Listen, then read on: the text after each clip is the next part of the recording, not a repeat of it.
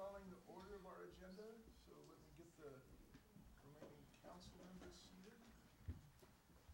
Great. Okay, so I'm calling the meeting to order at 7:01. First off, I'd like introduction of the council members, starting on my left. Dan Haggerty. Tamar Powell. Michelle Weil. Len Erickson. Dave Olson. Barbara Mathewson.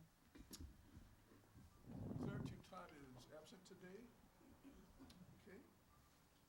So our first item, our report from the supervisor's aide is.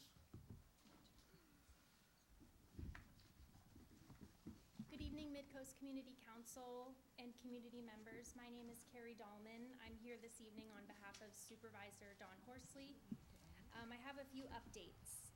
The first one is that the national census is coming up this year, and with Census Day on April 1, the county's really focused on outreach, and the information collected in the census helps to ensure that all residents have equitable representation, funding, and resources.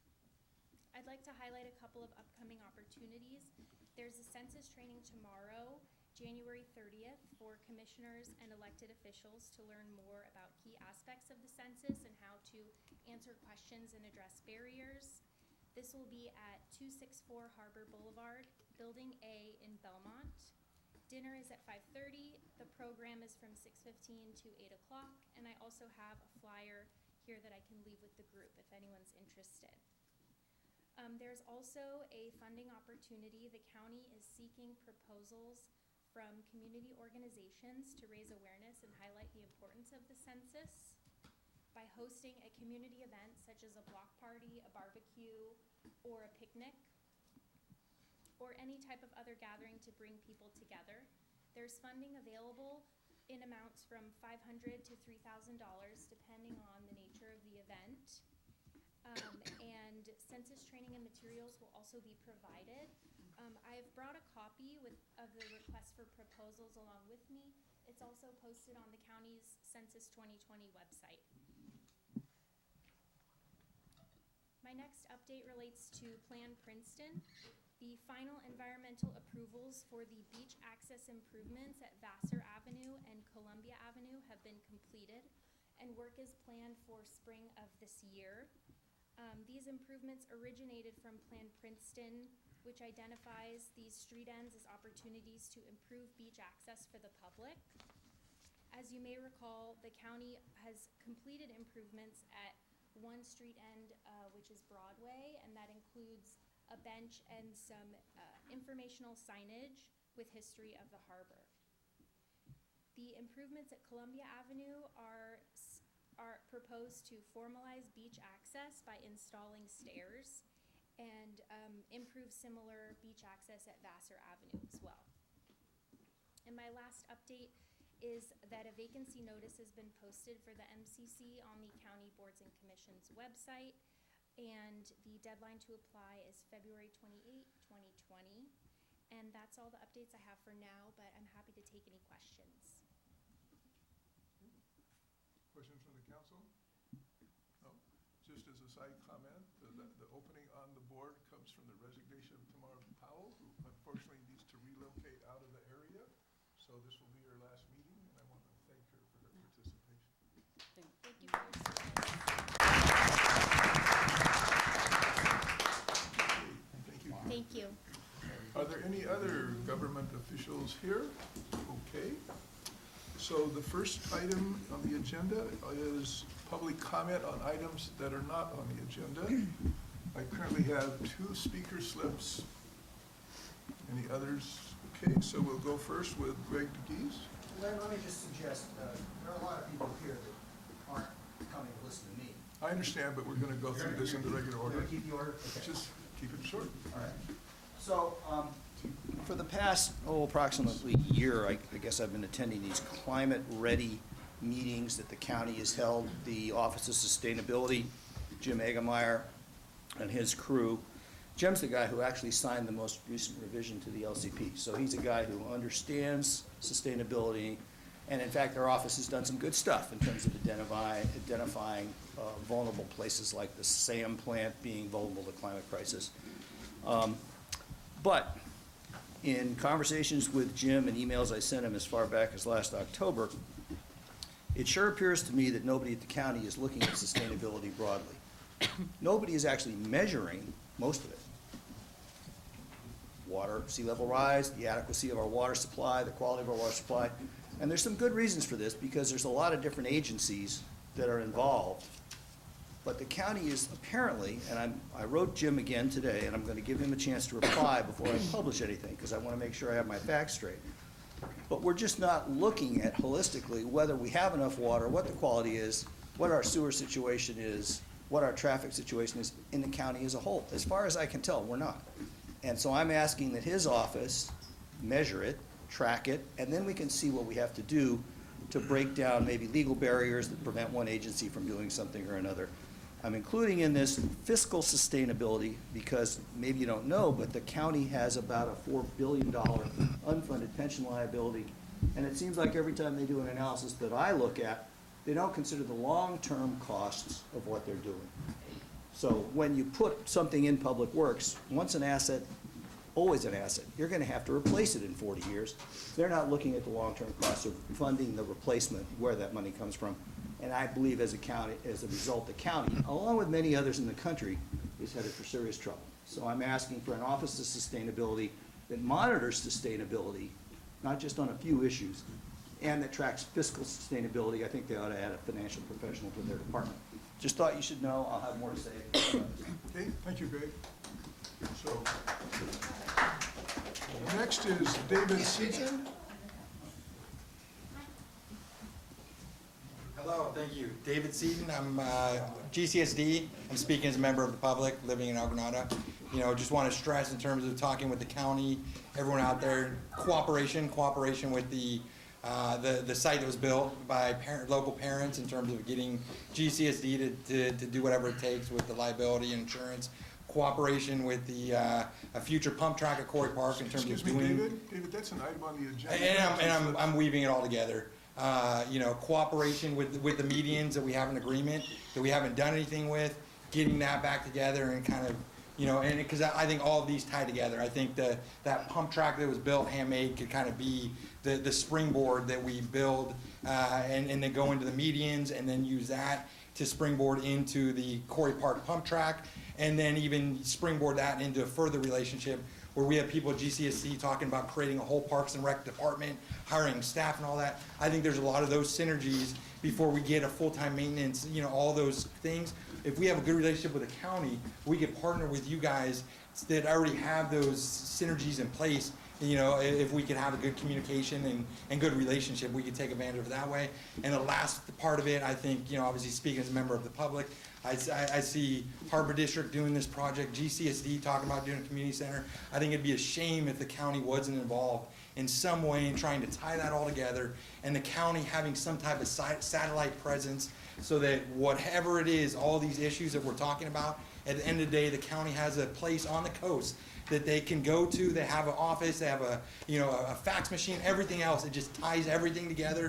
Print out your paperwork and step in the room for the community meeting, because you can tell there's demand across the board for a lot of different issues. And I think cooperation. I think, you know, I see a lot of opportunities, and I think if we could all take a step back and kind of focus on that and see how all this could tie together, I think that, you know, it could be a prosperous relationship. Thank you. Thank you. Okay. No other public comments, so we'll close that item. Next is our consent agenda. Today we have interim minutes for the last MCC meeting. Our secretary, Claire Toutant, is a little bit sidelined, so we have interim minutes. So we'd like to, though, have those approved. I'll move we approve the minutes. Second. Thank you. All those in favor? Okay, passes 6-0. Very good.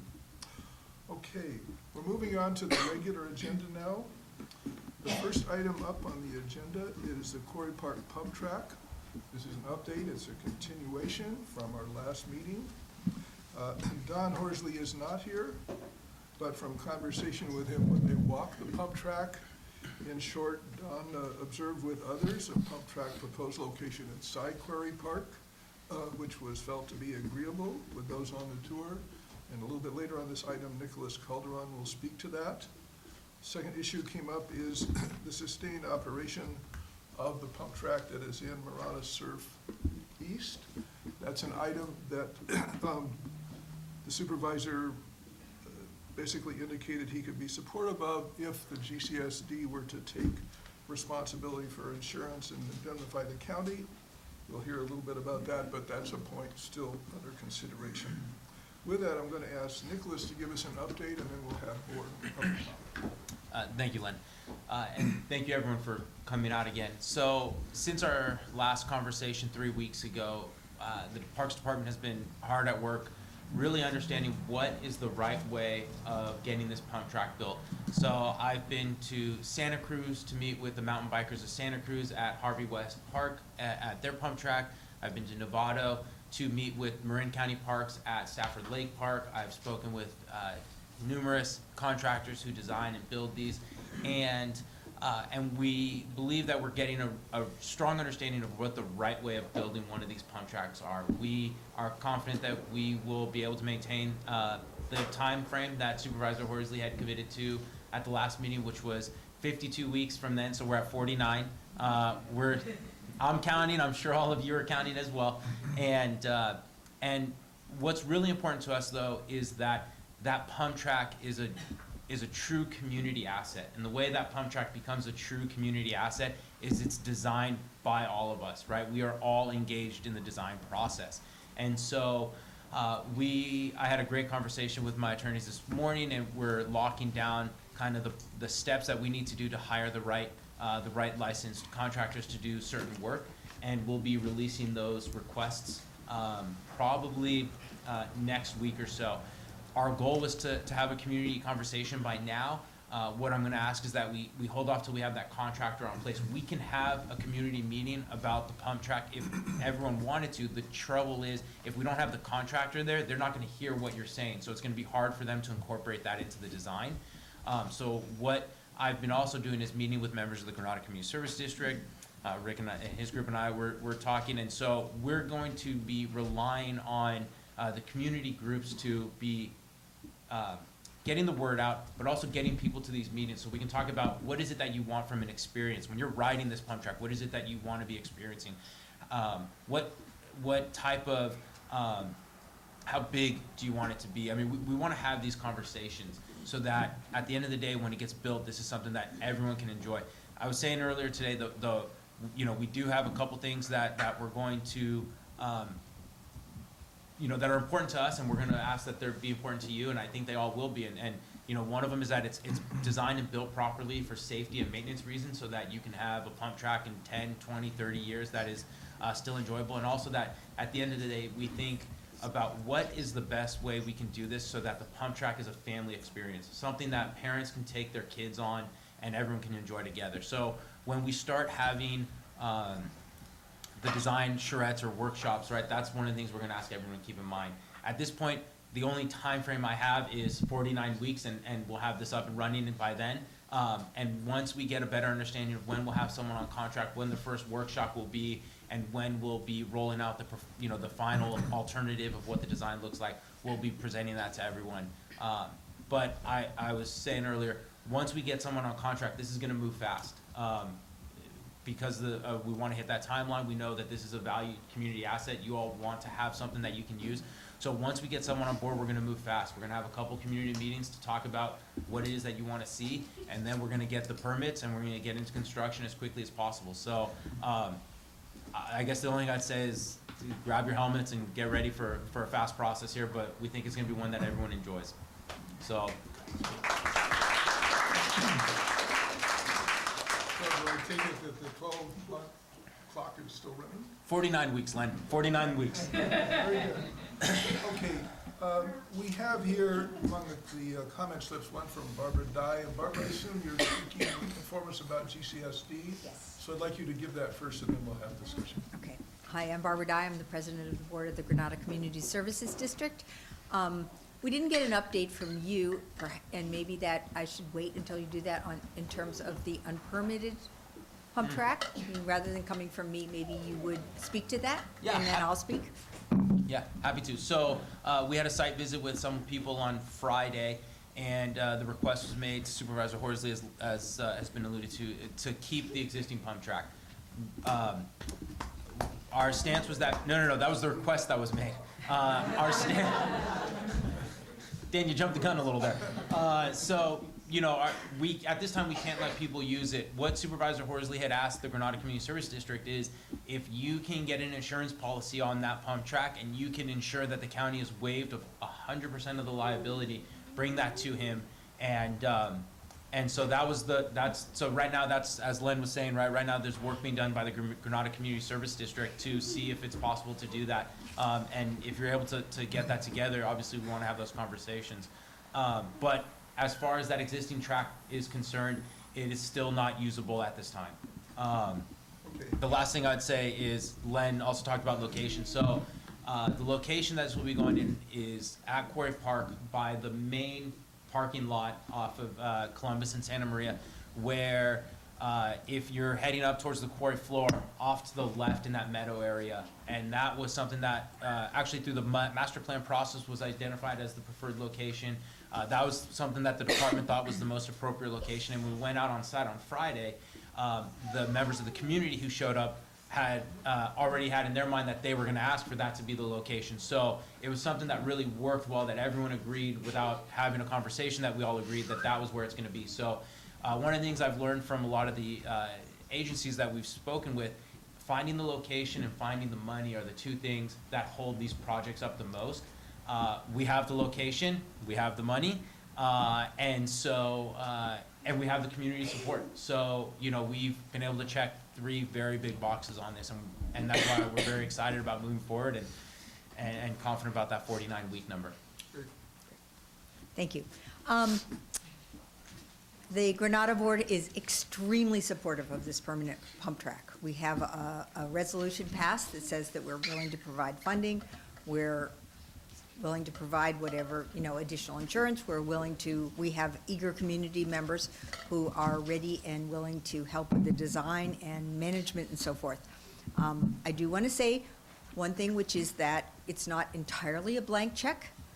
We want to be engaged in the process of this, and we want not just us board members, we also want our community members who are experts and know how to do this engaged in the process. And it sounds as if you're ready to incorporate them, and so we are looking forward to working with you to make that happen. So yes, let's get this pump track built. In terms of the unpermitted pump track in Murata East, it was nice to hear that there's some interest in working with us on keeping it open. This is not something that we as individuals can decide. It's something our board has to decide. Excuse me just one second. Sorry. We're really happy to have you here because it's good to participate, but you do need to keep quiet, okay? Thank you. Go ahead. We have a board meeting on the 20th of February, and this will be an agenda item for us to see if there's a way that we can work out an arrangement with the county that would allow us to keep that open. I just don't know at this point. I got in touch with our attorney, and they're working on it. We're talking to our insurance company and getting information there. And we hope that the community will work with us. And once we have all the information, we will have a full discussion about whether we can, in some way, help keep that pump track open. So that's where we are. Great. Tonight, we don't have all the information we need. So come and see us. I know it'll be a lively meeting on the 20th, but we really want to make all of this work if we can. Thanks. Thank you.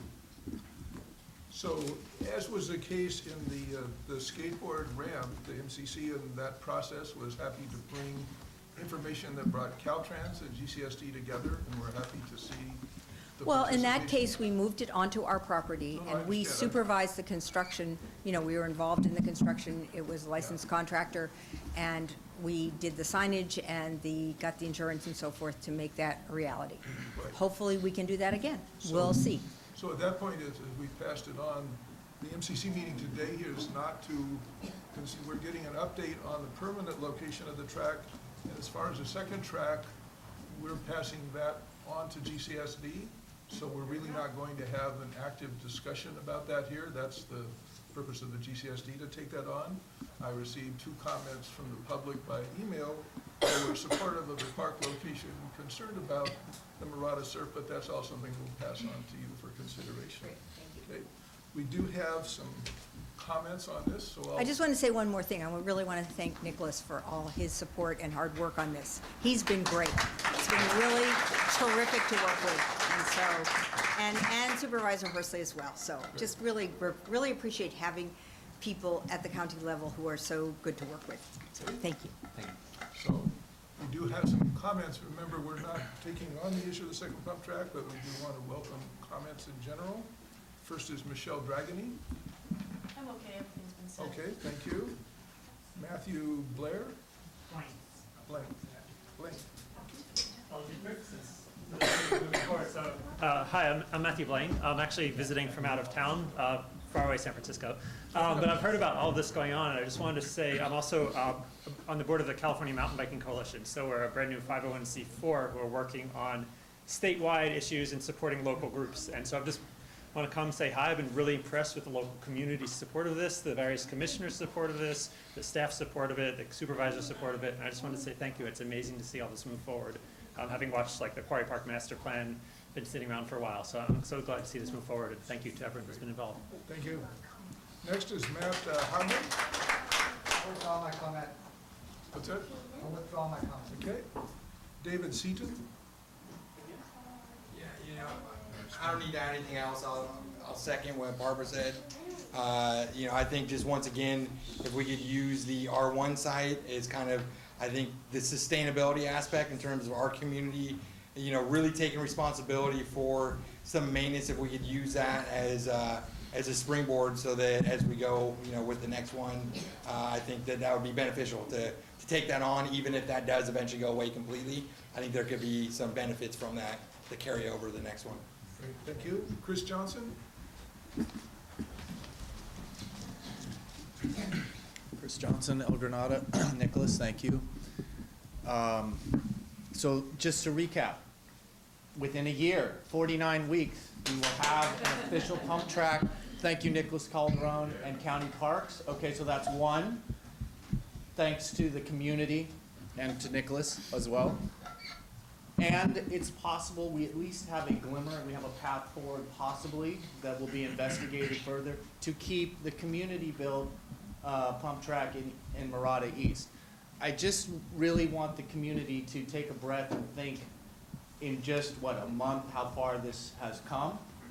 And the reason it has come that far is community activism. Never before, I've been coming to these meetings for 5, 6, 7 years now, have we had 2, 3 meetings in a row with this kind of turnout, okay? It's this kind of thing. The pump track shirts, the people, the kids in the well here. That's why this is happening. So I would just encourage everybody, go to the meeting at GCSD on February 20th, because this is the kind of turnout that influences the decision makers. Okay, this is not happening tonight or in 49 weeks.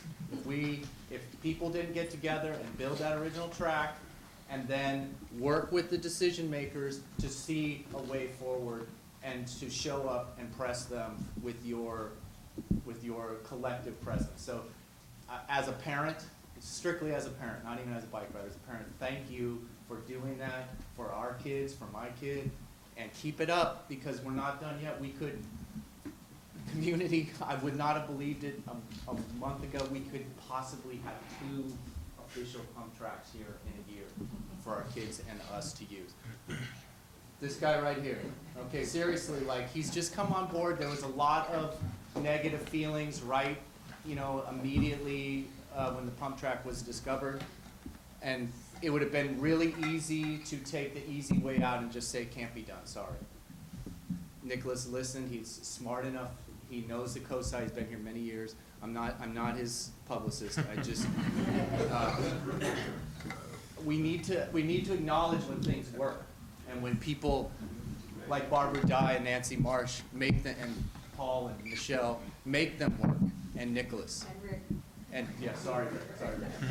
I don't want to leave people up, but it takes a lot of courage to to say, let's hold on and let's see what we can do in the face of a lot of people not believing that you would do that. So thank you, everybody involved. Thank you, Chris. Oh my gosh.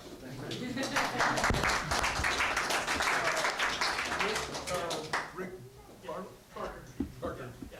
I'm Rick Barker. A lot of you know me. I'm the chair of Coastside Mountain Bikers. Most of our board is here tonight, but we wanted to good faith working with Nick. It's been good so far. We're really optimistic that this meeting is just full of good news, and the civics lessons that are brought to the kids and myself. It's really good, and we have good faith. We're going to be continually working on the design and the feedback, and hopefully we're the trusted partner, Coastside Mountain Biker, between the community and the county as far as mountain biking.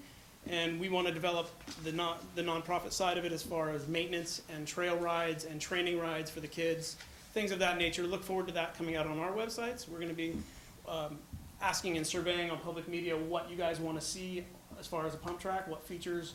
I'm going to put up different pictures of different kinds of things. You can vote on that, but we're going to have a more formal meeting. So I'm going to start priming you guys, and I rely on you guys' feedback to what you really want to see, how big you want to see. We've posted a few videos online. I don't know if you've followed us on Coastside Mountain Biker on Instagram or Facebook, but you can look out some of those 3D renderings. We're sharing those with the county. Like he said, it was just coincidence that that particular location that we chose is the same one that they chose. And not to brag, but some of the other pump tracks up and down California coast, we have one of the best places for a pump track. The place that we've selected is going to be a lot better, than ones that are nearby. I'm not going to bash them, but we have an opportunity to have a really good pump track and a really good asset for kids and adults. You won't have to drive over the hill. You can be here on the weekend, ride your bike there. Obviously, parking's going to be. I still got to drive over the hill, but yeah. I said we. Okay. Well, almost 10 weeks in. Thank you, Nick. Okay. That are going to close public comment. Statement Oh, I'm just sorry. about the February 20th meeting, only because that was the date. So that's a fantastic meeting, and I know a lot of people would want to attend. That's also ski week for all the local schools, so there might be unfortunately low attendance, quite possibly from the public, all of us that are here that really want to participate in that meeting. So I just wanted to throw that out there so you were aware of it. Can I just speak briefly to that? We know Okay. that you care. Okay. Don't worry. And I'm not sure that having a huge number of people there is going to make us go, oh, wait, they really do care. No, we know you care. Don't worry. Thank you. Good enough. Okay, does anyone on the board care to make any comment on this item? Nothing other than it's great news. Nothing for me? Same here. Okay. Just, quickly, thank you, Nicholas, for, your work and working with the community. It sounds like it's gonna be a win-win-win. Good enough, as I said, think positive. Okay, then we're gonna close this item. We have a large number of people who I expect may be leaving, so we're gonna have a 3-minute break while those who don't want to stay for the next item have a chance to leave. So if everybody would find a seat now. The next item on our agenda is Cypress Point, a follow-on to the January 22nd Planning Commission meeting held here on the coast. The MCC has one letter to put forward that relates to items discussed within that meeting, and we'll introduce that in just a minute or two. I want to bring out a point here that the Planning Commission meeting itself did not come to a conclusion. In fact, it ended after 3 hours of active public input, which was taken away. I have been in touch with the planning department just to clarify at 2 levels where we go next. One is, what's the follow-up to that meeting? Because there was considerable comment put on the table. And so Joe LeClaire, who's actually here, but I'll speak. I received a letter from Joe that indicated they are going through all of the comments that came in, as well as rolling that forward to an update, and that we should set our expectation that that planning commission will return to that topic at their March 25th meeting. So in that framework, what we're really talking about are things that pertain to that meeting and that process. There's also a question of where that goes in a little bit bigger picture, and that's little bit beyond the scope of the meeting, although I think we'll return to it at some point. And it has some important tie-ins to the next item on our agenda, which is opening the discussion with respect to the Connect the Coastside Comprehensive Transportation Management Plan, et cetera. But going forward, I'd like Dave to cover the letter that was created and then take comment. Okay, there are copies of the letter on the back. It's been posted on the website for a while. Basically, the only issue we are addressing was one that was raised by Commissioner Ketchum at the meeting and several people who spoke, which was the height limit and how height is measured. So that's part of the planning, new PUD 140, the amended zoning, and that is the only thing we are addressing. We're not addressing other things about the project because they're not part of the zoning. They're not part of the zoning change, which is the only thing that's currently being discussed at the planning department. The actual project will come after that.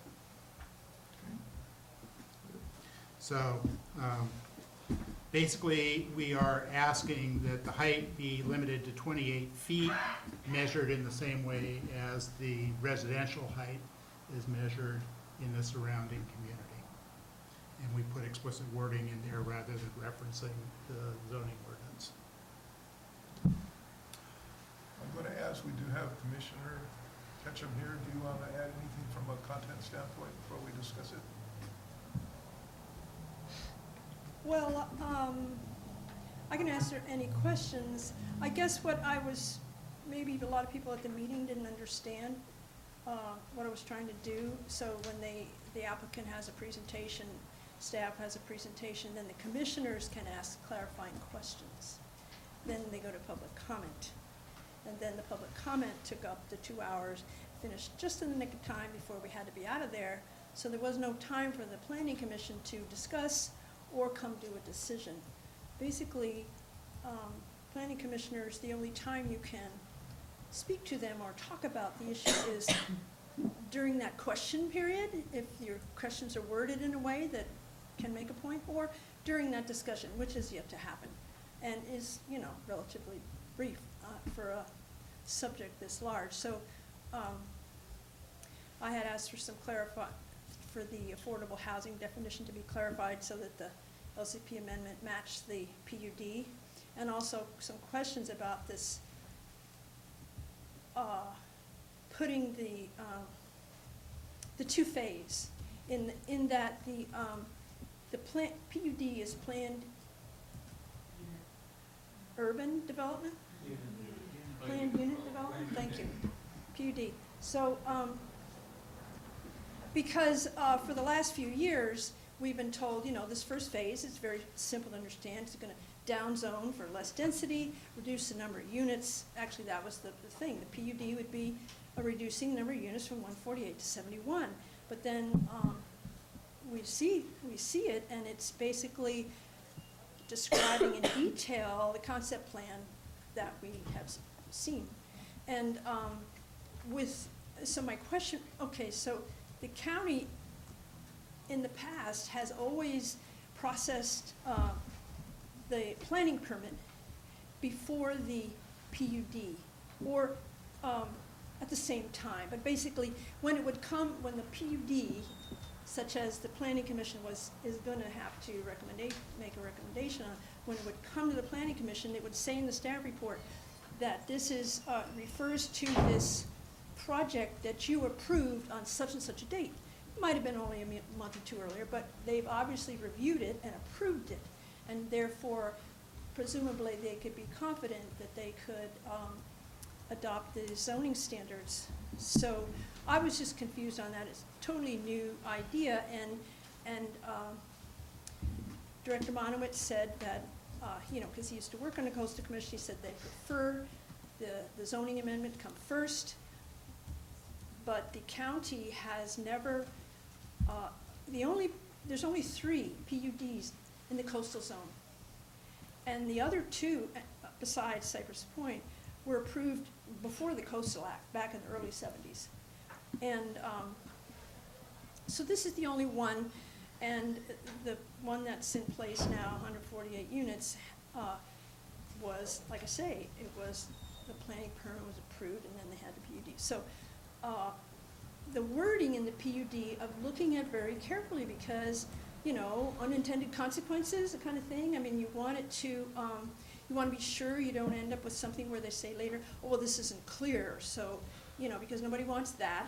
And yet there was a fair amount of text there, and so it didn't seem to lend itself to, for me to suggest it be rewritten. I was just trying to focus on the main thing there, because there is wiggle room in the wording. It says that the project, which will come up, will be substantially consistent, I think is the words,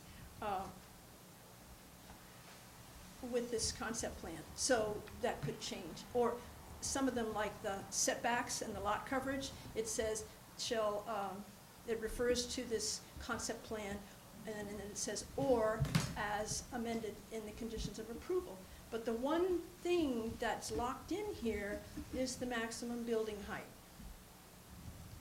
It will just flat out say, okay, currently it says, what we were looking at last week, it says 2 stories limit. Well, that's a given because the LCP says that, 2 stories, and height limited, and just refers to these concept plans. Doesn't even say how high or how it's numbered. So you go to the plans, you look through, you find the elevations, and there's a height. So the tallest building is actually, and not conveniently, they actually do measure the direct measurement, which we're asking for, is the highest point of the roof above where the grade where you're standing, and not the fill, but the existing. And so there it is. It's 36 feet, 10¼ inches, which I would round up to 37. So the Midcoast, all the residential districts, the coastside commercial recreation, even Princeton, the proposed for Plan Princeton, all 28 feet. So it's quite a difference. So what I had asked for at the meeting was that they add the definition we want. I think, and the MCC has made this case now for several years, and CDRC, that we need one definition for building height.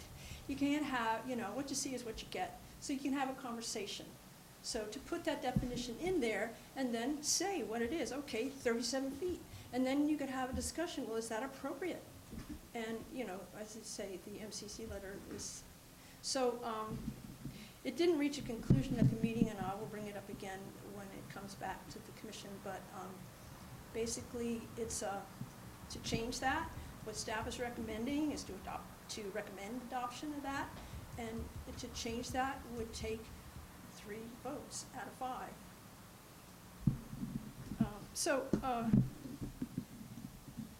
Does anybody have any questions? That's it. No. So at this point, I'm going to thank you there, and are there any questions to the letter or comments made by Ms. Ketchum? I'll start with you, Barbara. Me? Yeah. I agree with the fact that we want to keep the buildings to no more than 28 feet.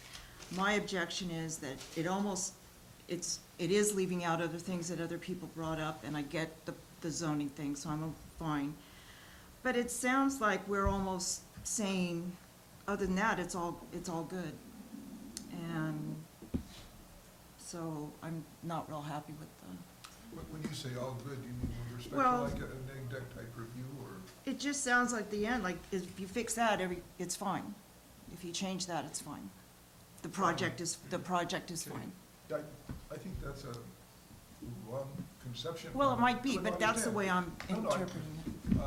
That's my Which is why comment. we kept it specific. So are you saying you were interested in a comment in there that just reiterates the expectation of a full review Well, later on? that there's many, many other concerns besides this one. There's a Right. lot more than that, and So the communication, I guess, from the county was that they expect to reply to all of those when they have a meeting on the 25th, or to Well- provide that?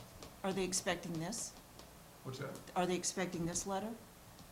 Did they ask for this No, did they ask for this we- letter? This is the letter we wanted to send because we consistently supported the 28-foot limit.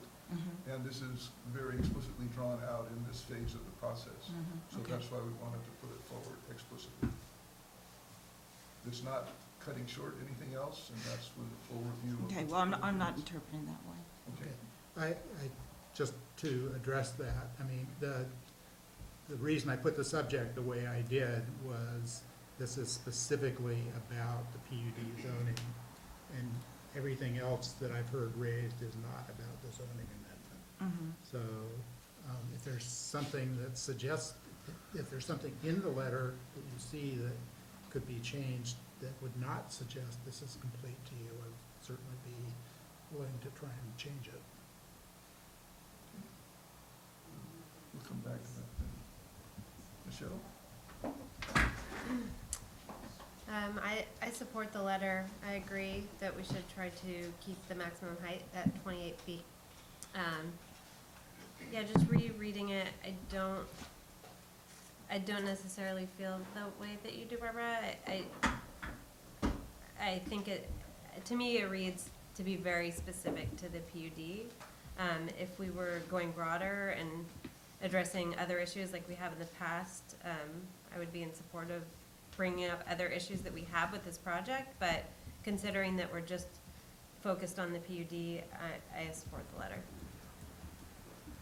Tomorrow? I support the letter. I agree with them emphasizing and specifying the maximum height for clarity. I support it. Okay, thank you. Dan? I'm not sure right now. I think that it can be expanded to cover more than just it does currently. I really would like to hear from the community. But it's not good. Okay, I think the distinction we've drawn here in terms of why the letter was constructed as it was, I mean, is clear. I know there are comments coming from the community, so we're going to proceed to those. So first up is Adrienne Mallinger.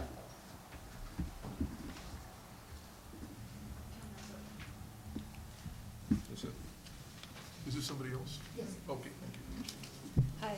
I have a question. Are my comments only to be discussed about the height, or could it be about the If you project wanna, in general? we're going to give 2 minutes on this for all people who want to talk, even if it's off the subject of height, so. Okay. Can I ask one question before people may come? I didn't understand the point about why the letter is limited to just this. I mean, you say because we're only discussing the zoning change? Because this is a particular item that can and only can be changed when they review the PUD, and we felt it was important to give specific emphasis to that and not a larger list in which it could easily be lost. So we're intent on having the height limit kept at 28 feet, and this draws that out specifically. So that's why the letter was constructed that way. So like, for example, we met with you briefly, a few days ago, Mhm. and you were concerned about the fact that it said 71 units as opposed to up to 71 units. Actually, the wording does not, has that as a flexible upper limit, that it doesn't say it has to be 71, but not to exceed. But more particularly, for example, there were a number of comments coming out about the roadway, traffic itself. And the next item on our agenda is an opening of what will probably be, discussed at many times over the next month or 2 or 3 relating to the Connected Coastside Report. And so the point I've raised to the planning department is it's my expectation if we put time and effort into discussing the Coastside Report, which goes forward as a comprehensive transportation management plan, it has at least 2 or 3 elements that are major projects that basically provide access to the county's roadway system and the state roadway system with serious projects. And so if we put effort into those things and we come out in support of them, I would expect that those would be part of what's required as mitigation for the project. But then that would have visibility all the way up to the county and on to the review of it. So those discussions to me are important, especially if the county says, what goes in there and what's approved bears directly on the Cypress project. But that's a discussion that's not going to happen tonight. We're just trying to open that discussion. Well, the other big issue about the Captured on the video. PUD was the fact that it was So if you want to ask that question, excuse me, you can ask the question, just get a slip and I'll give you time up front, okay? Go ahead. Hi, I'm Adrienne Mallinger. I live in Montera, and I want to bring up, what I brought up before is my concern. The housing that MidPenn is proposing, the low-income housing, it will be housing some of our most vulnerable people in the population. That population often does fall prey to crime due to their economic situation. And my concern is, what is MidPenn's plan for security for their own residents there? The meetings I've been at, people have talked about tenants that need protection from domestic violence, people who are there because of limited ways of getting employment and working. So I know that their population needs a little bit more care, and I wonder what MidPenn's plan is for that. And also, the police station here in Moss Beach is not manned 24 hours. There's a call box that you can go physically up to, but there's only so many officers here, up and down the coast. And a project like this, there will be more need for police assistance for the tenants, and also the spillover into the community. Unfortunately, damage to property, neighbors, cars, it will happen. So I just want to know what their plan is to help mitigate that. Okay. Thank you. Thank you. Next is Greg DeGeese. So, I think you know that I respect all of you because you are volunteer public servants, and I know you're putting in time and doing this in the best interest of the community. But I was astounded when I read that letter. I was dumbfounded. That doesn't begin to address the concerns that were registered, and I'm sure you have a reason why you narrowly defined it. But if you're my representative, I want another letter that goes into the 10 things that I see that are wrong with that proposal. And I'll start by saying something positive. If we're going to spend county money on this project, it should be 100% residents, 100% affordable, and we should give preference to police, firefighters, teachers, public workers, etc. Okay, so if we're going to do it, let's at least help the people that we rely on. But, and I read this lawyer letter that Resist Density handed out, and I did some other research, and maybe I don't fully understand what Lisa's saying, but the review process was highly irregular, if not corrupt. The environmental impact report was incomplete. The disaster evacuation risks are going to increase. We had one commenter who said, a few hundred people is not going to make a difference. Translating, you're all going to die anyway, so what the hell? The fire risks and costs are going to increase. And I have detailed, I don't have time, but I have detailed stuff on all these points. The water supply and sewer risks and costs are going to increase. We even had people volunteer at the meeting, there were better sites available. That's the second time I've heard the crime issue. And then, of course, you're going to talk about traffic later. I have a whole set of suggestions about what I would recommend be done to better assess the sustainability of this project and its fit. But I would like to hear why, from each of you, you don't think we should address what I heard with 100 comments. Now, admittedly, there were a bunch in support, but 100 comments of people with serious concerns, and you're not going to mention it? So that's my question. Thank you. Let me take this time to just repeat what I said earlier. What we've been told by the county is the next step in the same process in reviewing the PUD will be on March 25th. We expect to have that item come to an MCC discussion, which would have an open discussion potentially on feelings about it. This is made narrow with particular emphasis on height because we feel that's an appropriate element that will be decided there. What I was trying to say is we didn't design this meeting because I know lots of people have many things they want to say, not to mention probably to tour the site or to have the planning commission tour the site. But all of those are not things to do in one night. So we're trying to get this item covered with every assurance that more will follow, both with respect to Cypress and also the highway and other items. So I think your point Could the Was- letter say, It this could does not say- reflect the rest of the concerns that we will forward? You could say something like that. So we'll keep that in mind. Next up is Patricia Lind.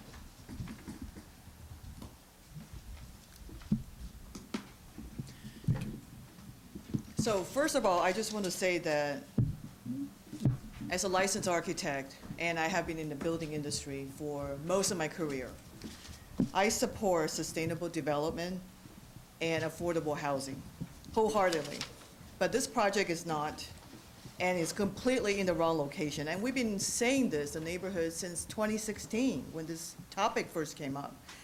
And I can't think of a worse location. You heard from a lot of experts and the neighbors. We live here and we know.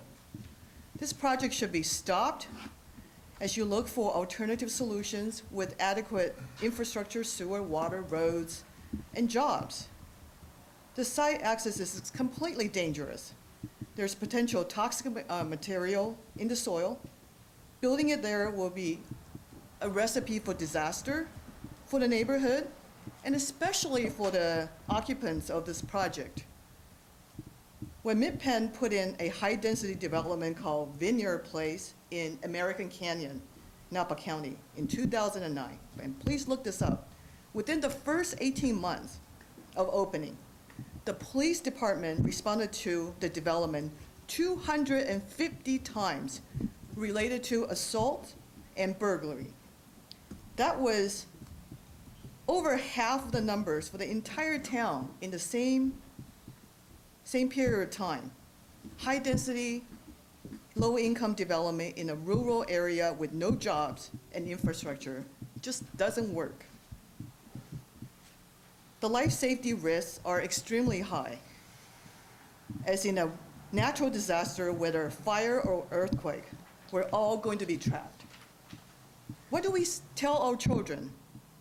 That we can't even protect them from harm because San Mateo County and all the elected officials want to ram this project through. Camp Fire, Berkeley Hill Fire, and Sonoma, Napa. Thousands of acres were burned and hundreds of lives lost. And there's a lot of similarity. You know, there's just not enough ingress to get people out in a natural disaster. This is our taxpayers' dollar. We, as taxpayer, should have a say. The life safety risks are very high, as I mentioned. Will you, MCC committee, want to be negligent or be involved in potential class action legal suit related to potential wrongful death or destruction of environment? Please consider these very serious points and take responsible action to stop this project and find other solutions. Thank you. Thank you. Next up is David Lynn. Good evening. I'm against the proposed high-density development. It's inappropriate for the area in terms of density and the negative effects it'll create in terms of traffic, environmental impacts, the built environment, and public safety. I speak from experience. I'm a former high-density housing developer in the Bay Area. I was also a professional city planner who has reviewed and approved many high-quality and high-density housing developments. This is not an appropriate location for the following reasons. Low-income residents deserve good social infrastructure. That means nearby shopping, efficient mass transit, childcare, nearby schools, and most of all, plentiful, well-paying jobs. This location offers none of these. There are a number of problems with the proposed development. First, it is massively out of scale with the surrounding single-family density and character. Thrusting over 200 to 300 people in this site is an absolute precedent-setting event. This precedent would invite potentially more high-density housing that, again, is ill-suited for the area. Carlos Street is very narrow and essentially a one-lane and dangerous road as it curves several times with many blind turns, including, and most dangerously, the intersection to high-volume, high-speed Highway 1. I've driven on this road, and it is quite dangerous, even with the current traffic volume. The road system, the sewer system, water capacity are all inadequate currently and would be stretched to the breaking point with 200 to 300 new residents. The proposed development would be much more appropriate in the urban Bay Area, not the isolated rural coast. In summary, I'm strongly against the proposed development, but certainly for low-income housing. If this process continues, I'd recommend for a complete EIR to be conducted. The best solution, again, would be to locate the proposed development in the urban Bay Area or to provide Section 8 housing vouchers. Thank you. Thank you. Next up is Brandon Kwan. Hello. First of all, I want to say housing is absolutely a necessity that needs to be addressed. But let's look through the legal lens for a moment. Is there a law granting the right for an individual to live and reside in their preferred location? And if the answer was yes, then where can one sign up for a subsidized affordable housing in Carmel by the Sea or Atherton? Now, if the applicant had funded this project 100% with their own dollars and not take a single taxpayer dollar, I can respect that and would be a bit more supportive.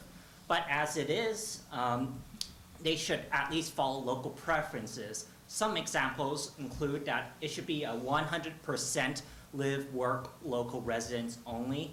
If it's funded by taxpayer dollars, it should not be a magnet for people just moving in without contributing to the local economy and having bonds with the local community.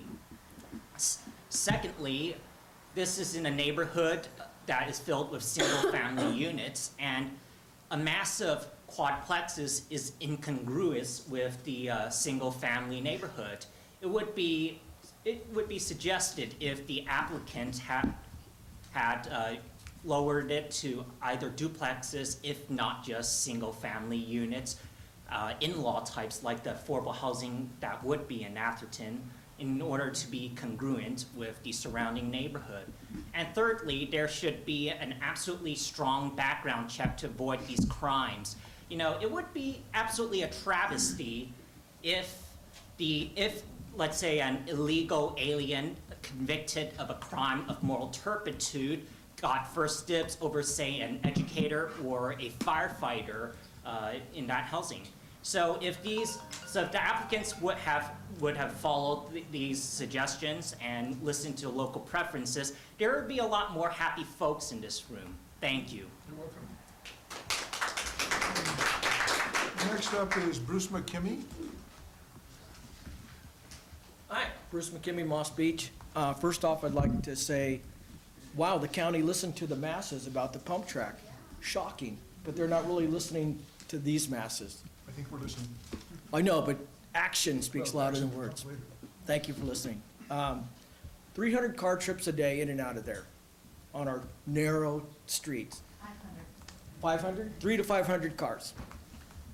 31 years ago when I moved to my house, the streets were dirt. It was dusty in the summer and muddy in the winter.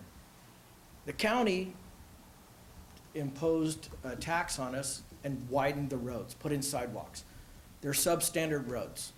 So they're gonna shovel and shove 300 to 600 car trips a day on our narrow our town streets. 300 to 600 more trips on the highway, which is now it's totally jam-packed a lot of the time of the day, not just commute hours. So I'm opposed to this project. There's a better suitable place. I think in one of the Fairlawn View meetings, a fellow Felix maybe, who works for MidPenn, stated, because I brought up the Santa Cruz low-income housing site. It was perfect. The newspaper article mentioned there's transportation, there's shopping, there's doctors, there's work. I mentioned this to him in a bold arena. And he said, this is the worst site for this project. So I would just like to say, please, let's move the county, and our Midcoast should speak for us as well. So I oppose this project. Thank you. Thank you. Next up is Ann Rothman.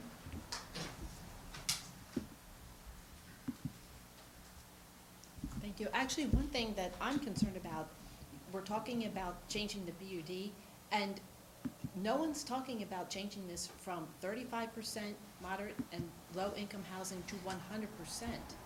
There's no discussion about that whatsoever, but there should be. Why should anybody be discriminated against who needs housing? There are countless middle-income people who would not be eligible to have this housing, who need housing in the Bay Area, particularly here on the coast. You are eliminating the opportunity for them to have any housing whatsoever by approving this particular project. That's above and beyond the traffic and the multitude of concerns. I brought up also, many times before, what about senior housing? We have a deficit here. There is no senior housing for anyone in the Midcoast. I've asked numerous times and been told, oh no, MidPenn doesn't do that. They do. MidPenn joins team building 477 senior units in Burlingame. Gee, they do that housing. How come it can't be done here? This would make a lot more sense, especially with the traffic concerns, and there are people who desperately need this housing. And there's no need to change from the 100% to 100% affordable housing. And I do think that needs to be addressed in your letter as well. It's not just a height. We're talking about changing who gets to live here. And why should anyone be discriminated against? Furthermore, what happens, I would like to know, if someone's income goes above the level? Are they going to be asked to leave? Do they have to leave the housing? You might be eligible 1 year, but what if you get a raise and now you can't afford it anymore? We talk about school teachers. What happens if they get a raise and now they're not eligible? Do they have to leave? What happens? And even at the meeting, they went from, oh, we're gonna give local preference. Now we're down to 50% of the people. 50% of this project. They were 100% when it started, local preference. How do we get down to only 50% will be coming from the coast? And there's no preference for Moss Beach residents. We're talking most of the people work down in Half Moon Bay or right here in El Granada. You have, just down the street from here is one of the other sites. Why aren't you using that site for this type of housing, since that's where a majority of people work, here in the harbor and south? Oh, and by the way, 200 jobs got lost when they closed down the flour company. So just saying. Thank you. Next up is Dolores Silva.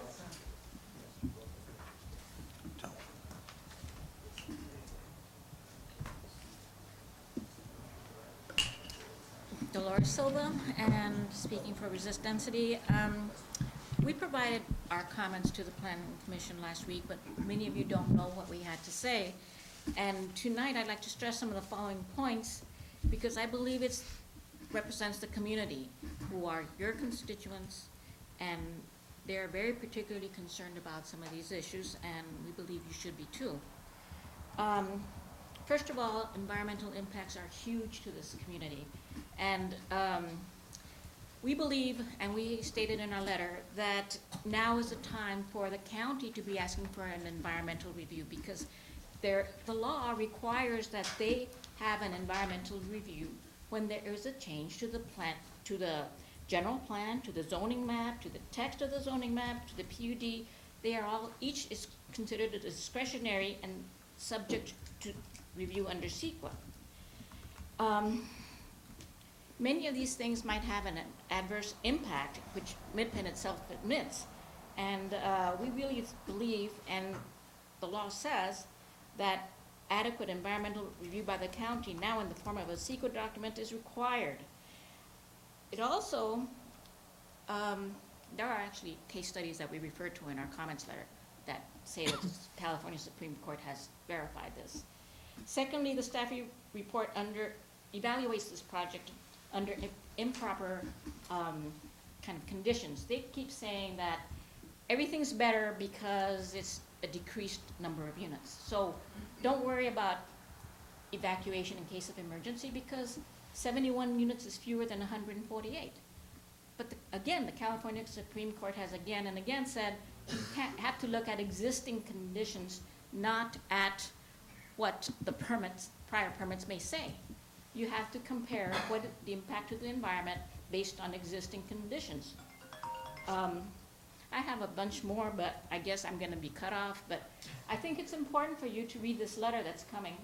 We will email it to you, to people who are our subscribers, and you can read for yourself. There's a lot of reasons why this is being done inappropriately and even breaking the county's own rules, and we believe it's disingenuous, and we don't believe that they are doing us any kind of a fair process. And we hope that the Planning Commission takes this seriously, as well as the Planning Department, because we're gonna push this. Thank you. Next up is Carl May.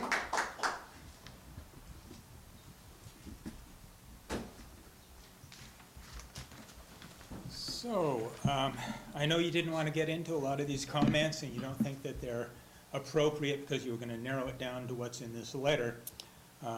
I heartily approve of this height limit for the coast side, the entire coast side, the entire mid-coast, as it should be. It's been sort of a ad hoc and, just understood kind of thing that we don't want more tall buildings.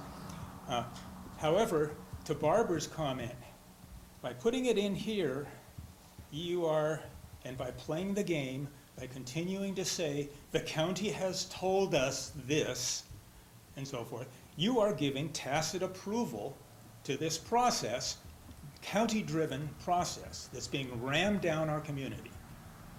So let's not pretend that the height limit here is what the height limit we need everywhere on the coast side. This comes up with the hotel buildings and so forth in Montero and what have you. That should just be a general thing in the LCP. It's every LCP revision, the county has ignored this kind of comment. This is being rammed down our throats.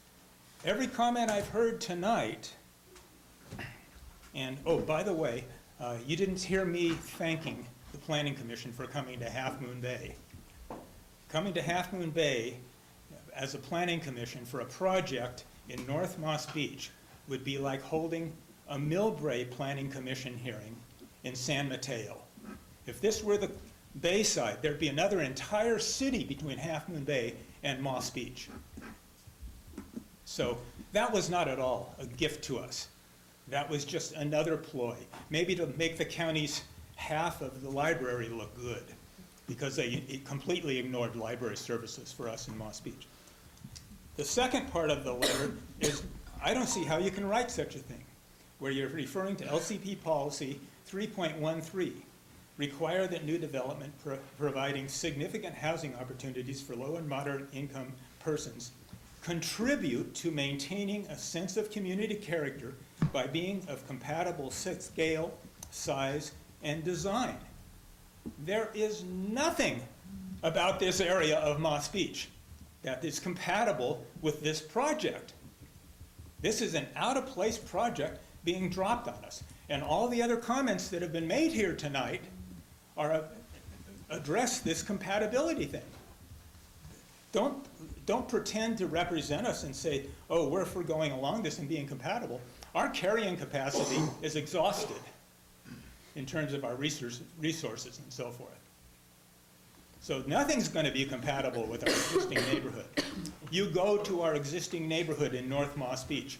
Nobody. I mean, if you knocked on enough doors, you might find one person who would be in favor of this. But none of us, from those of us in our own paid-for senior housing, the people working 2 jobs to try to support a family in houses that they've struggled to afford, members of this hollowed-out middle class that was referred to. None of the people in the area right now are in favor of this thing. It's not compatible with anything about our community. And I would hope that you would strike that second sentence that you're trying to play along with the county on here. Next is Richard Weeks. Richard?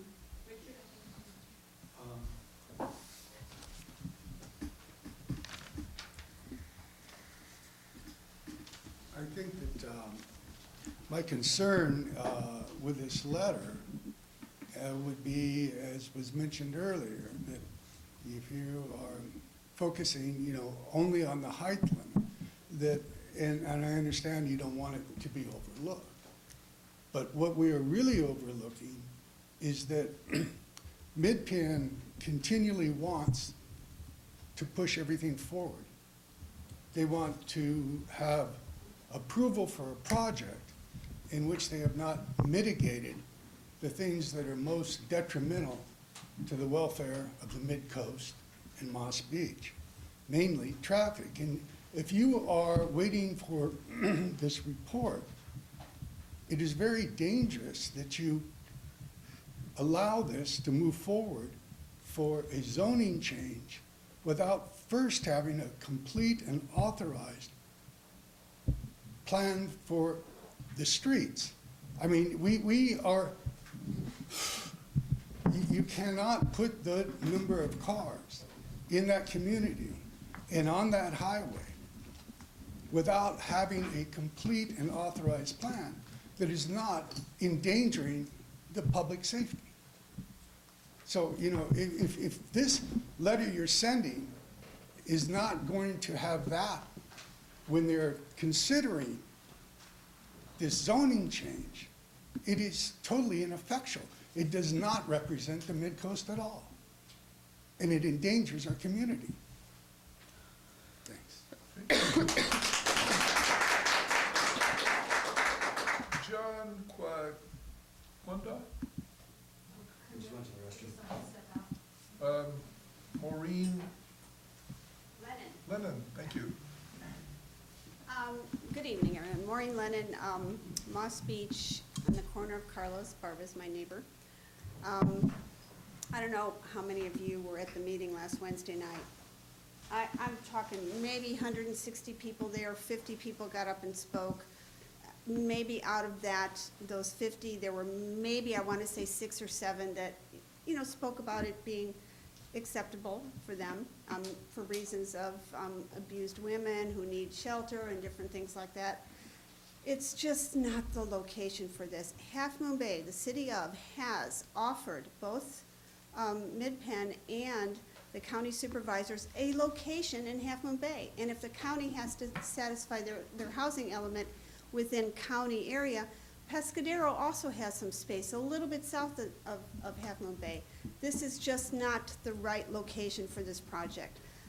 The other thing I wanted to say is March 25th, I guess, is the next planning meeting. I think they should all be over here when it's talking about this project. I think we should all be able to be there and have them look us in the eye and, you know, and hear from us before. So I would like to have that message passed on, if you can, that this is the appropriate place to give us an opportunity to hear what they're doing, so it doesn't just slide underneath, you know, the radar on us. Okay, thank you all, though. Thank you. Is John back? Yeah. John? Hi, good evening.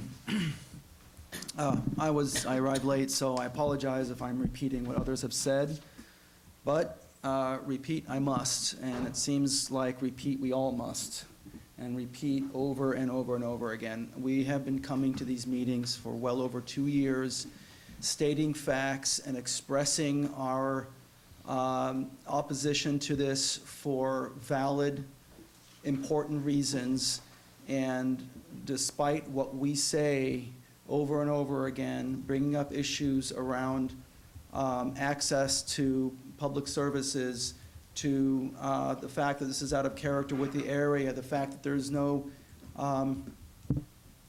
environmental impact report, the fact that this is really the wrong place for this. Many of us support public housing. I was at the meeting last week and I explained that I actually provide low-income housing in South City, and I'm very much in favor of that, but I strongly oppose this location. And it seems that the vast majority of people who come and talk about this, who show up to these meetings week after week, year after year, we keep explaining the same things over again, and it seems like we're just ignored. And that's why we keep repeating ourselves. You know, we're asked to come and try to say something different, but how many different ways can we say the same thing? This is the wrong place for this building. I don't know why we're being forgotten. I mean, it could be money, it could be big business, it could be that Supervisor Horsley, with all due respect, is ignoring our pleas And I'm sorry that that's the case. I'm hoping that at some point, someone will listen and maybe start looking around for another location for this. Thank you. Wendy Song?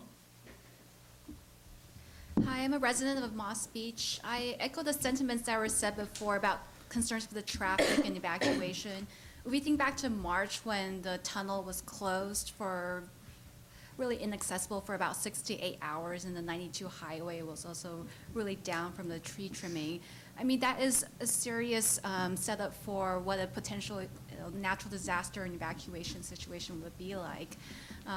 Remember, Paradise had like 5 roads to exit, and only 1 became available when it became a disaster. We really only have the 1. So I think I agree about how we should be really aggressive in tackling the points on traffic and evacuation first. Thank you. Thank you. I'm going to close public comment at this point. Could I just say one more thing?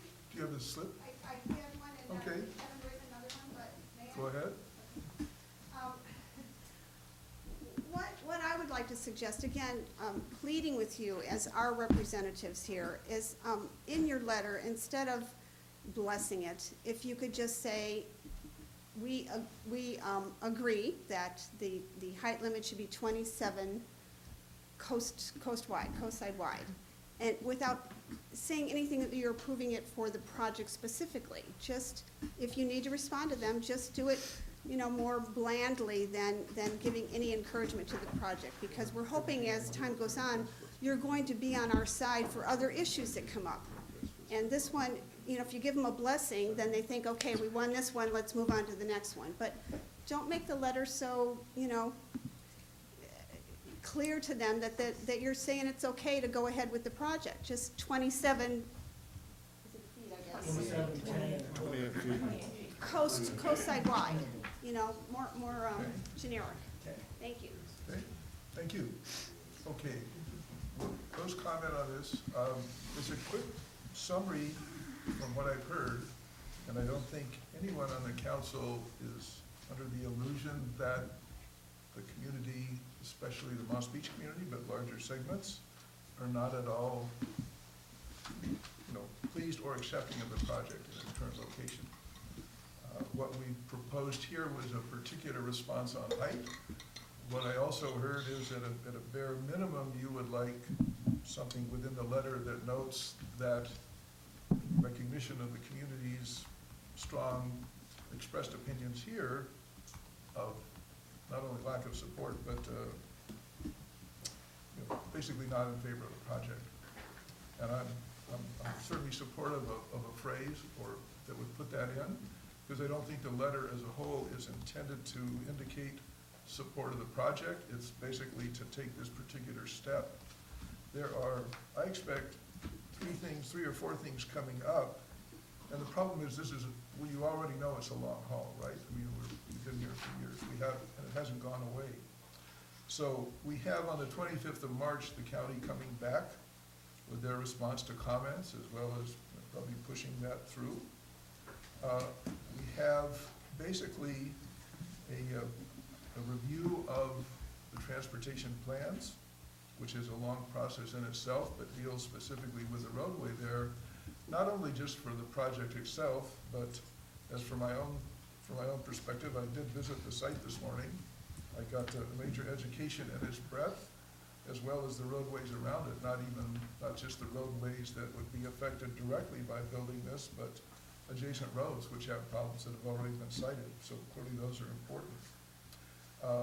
One of the things that has occurred that I think the council should ask for is for the commission itself to arrange a site visit there.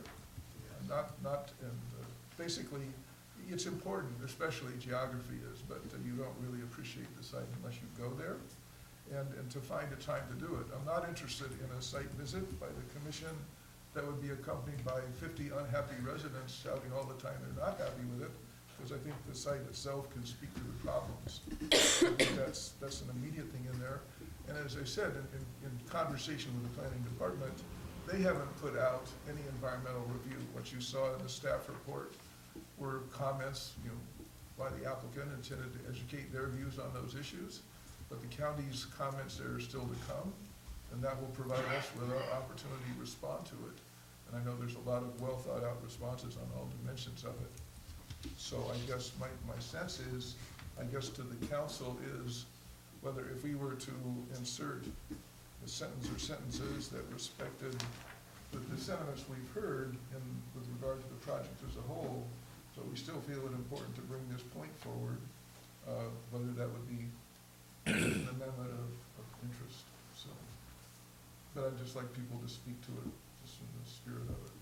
Can So we let's start with you, Dan. Can we agree as a council that an ARI report is appropriate? No, we're not gonna go that here today. I mean, we're just doing this step. That will come. By up. doing that, though, I think, I'm not an So expert Dan, on. Put that as we a- all agree that there's gonna be an EIR. There will be an EIR. Are you speaking specifically time-wise prior to this amendment or in general? Yeah, I thought that they were trying to avoid it. No, they weren't doing We're that at expecting all, it, Dan. we're expecting it. No. That's in the next step when it goes for coastal development permits. That is for certain, there's going to be. I don't know that that's, yeah, We're not doing that. I've never heard that. This project will have an EIR. The documents that are on the county Well, okay. website are Ca- about 90% of what will go into the EIR, if you want to look at them. But it is not a complete EIR. Hold on. No, that's, we're back to this again.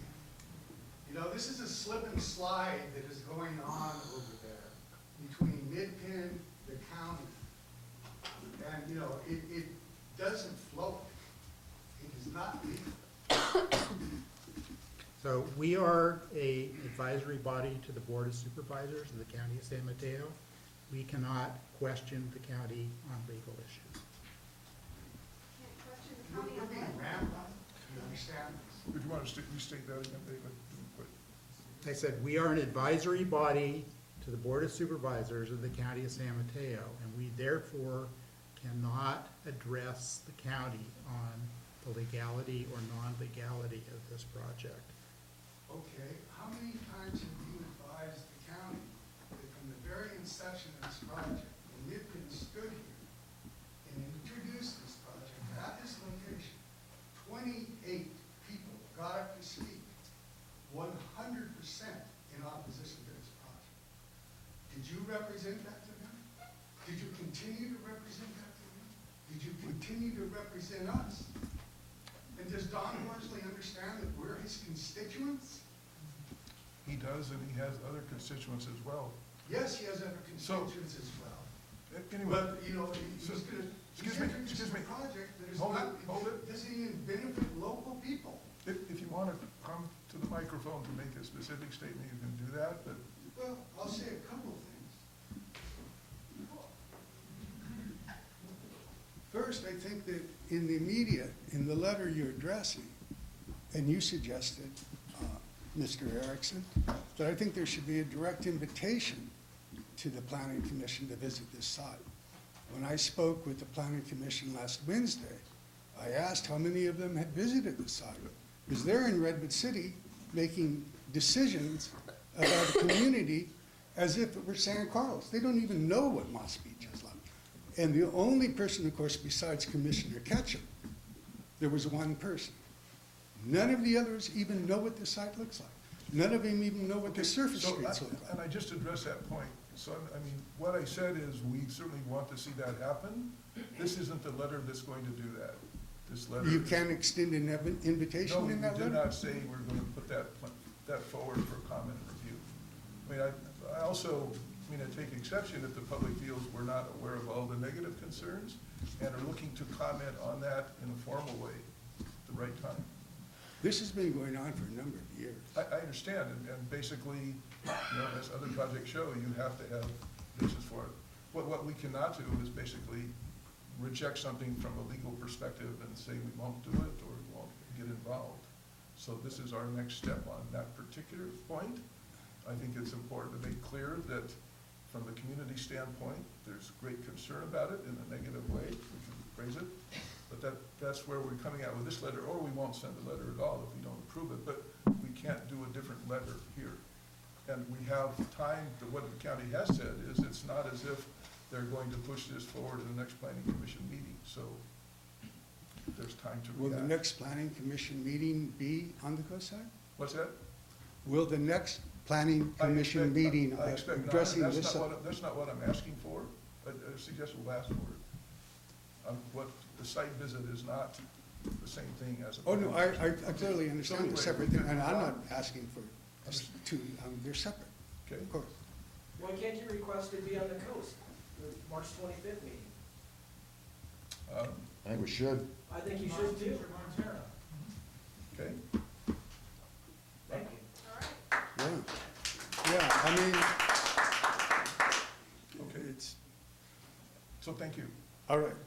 Okay. Can I ask one question real quick? Yes. Would it be possible then in the letter to begin the letter with stating, in the very beginning, stating that the community is in strong objection to this project in its current location? And then throughout the letter, avoid any tacit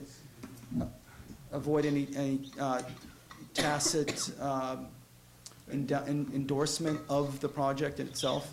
You want to talk about height limit, that's fine, but just by doing so, don't tacitly endorse the project in any way throughout the entire letter, I please. hear what you're saying.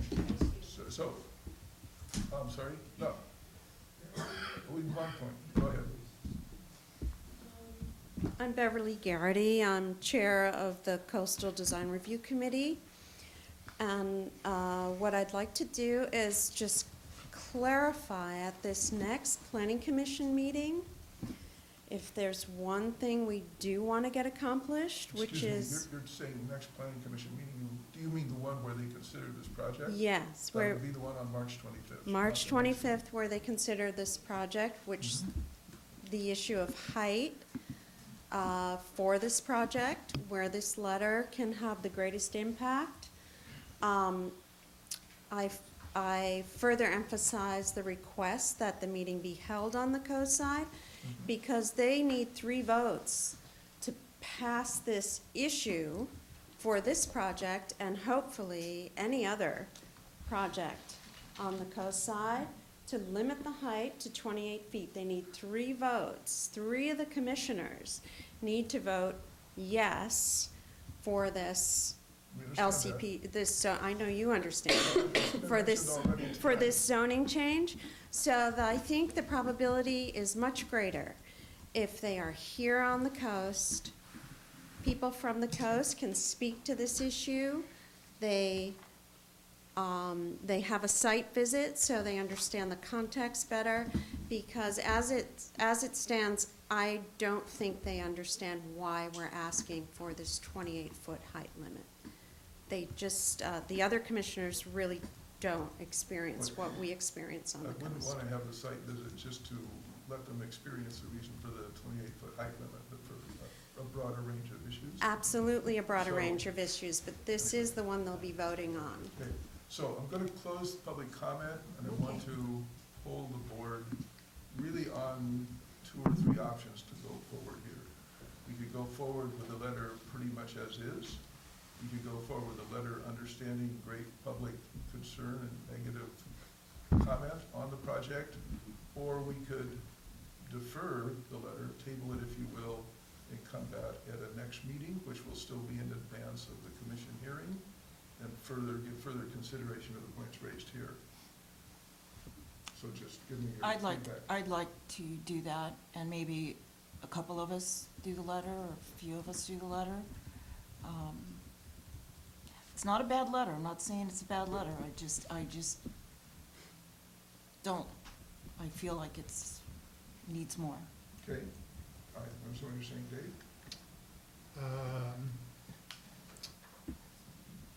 Having written the letter, I obviously think it's perfect. But more seriously, the county, everybody involved in the county is very aware of the community opposition of this and the reasons for the community opposition. Even prior to the planning commission, many of them knew about this. We mentioned community opposition in some of our letters in the past. We could certainly mention community opposition here, but I did try to phrase this letter quite seriously as specific to the height issue, not anything to do with the project itself. So I'm a little surprised by the tacit approval comments, but anyway, I would prefer not to wait, and just do a different letter in addition to this. Understand. But that's, Michelle? Well, the meeting that's gonna happen on March 25th, the outcome of that meeting that we want is for the height to be restricted. So, I mean, as I understand, personally, I agree with most of your comments. I do not think this is the right place for this development.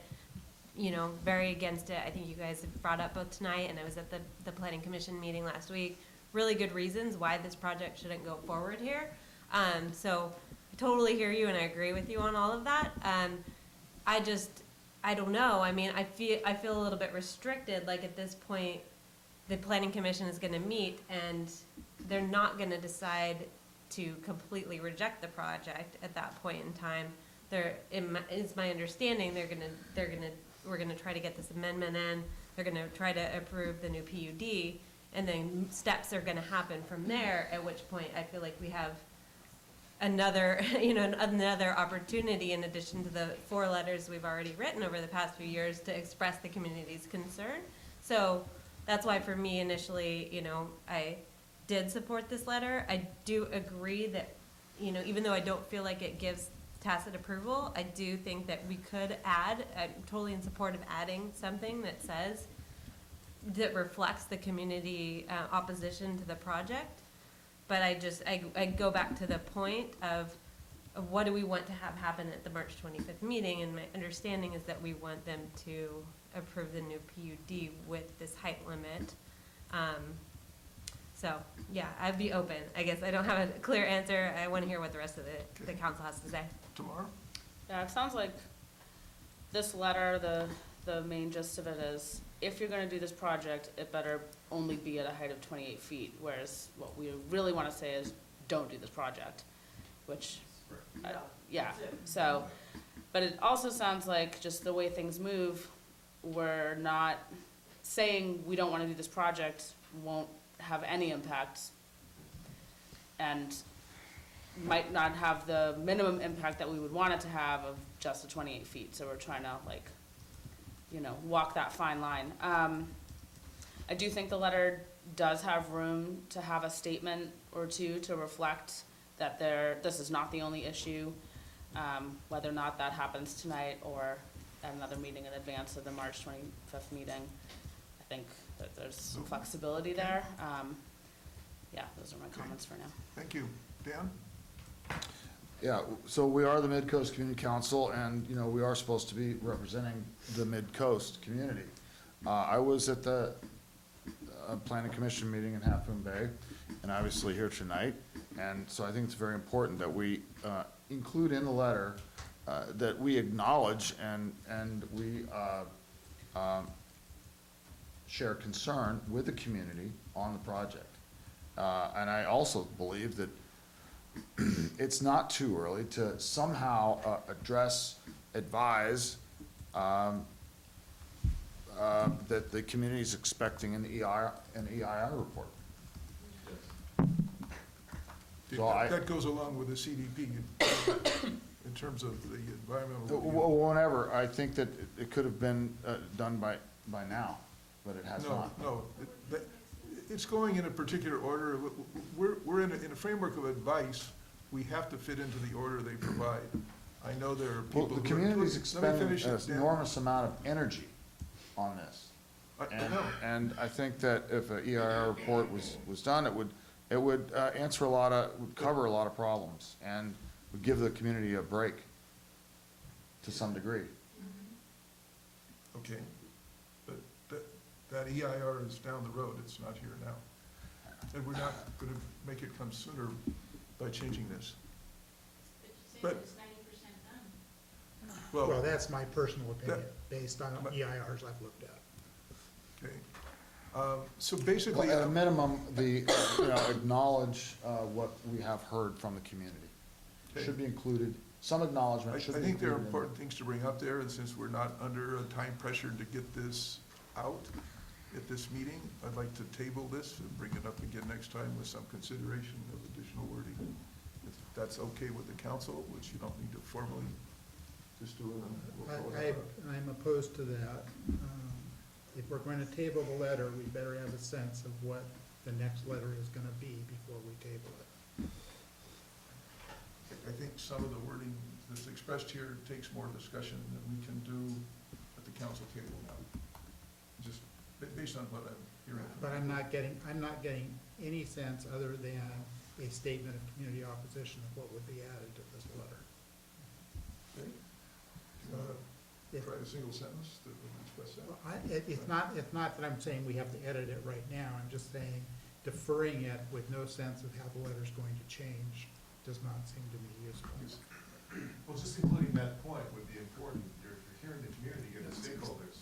Well, I'm trying to hear from the council members. Yeah, and I have a right to make a comment. Actually, Hearing public it's com- appropriate to have that in the We've letter, closed the comment now. As opposed to this project. We've closed public comment, thank you. Okay, so you would like to see a particular suggestion on that?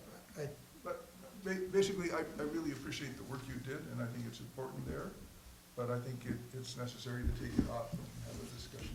I have a question. Why, since Commissioner Ketchum is already fighting for this, why do we need to, This gives her the again? lever to talk effectively to it with the other commissioners. I'm sorry, what? This gives her a lever to talk about it to the other commissioners.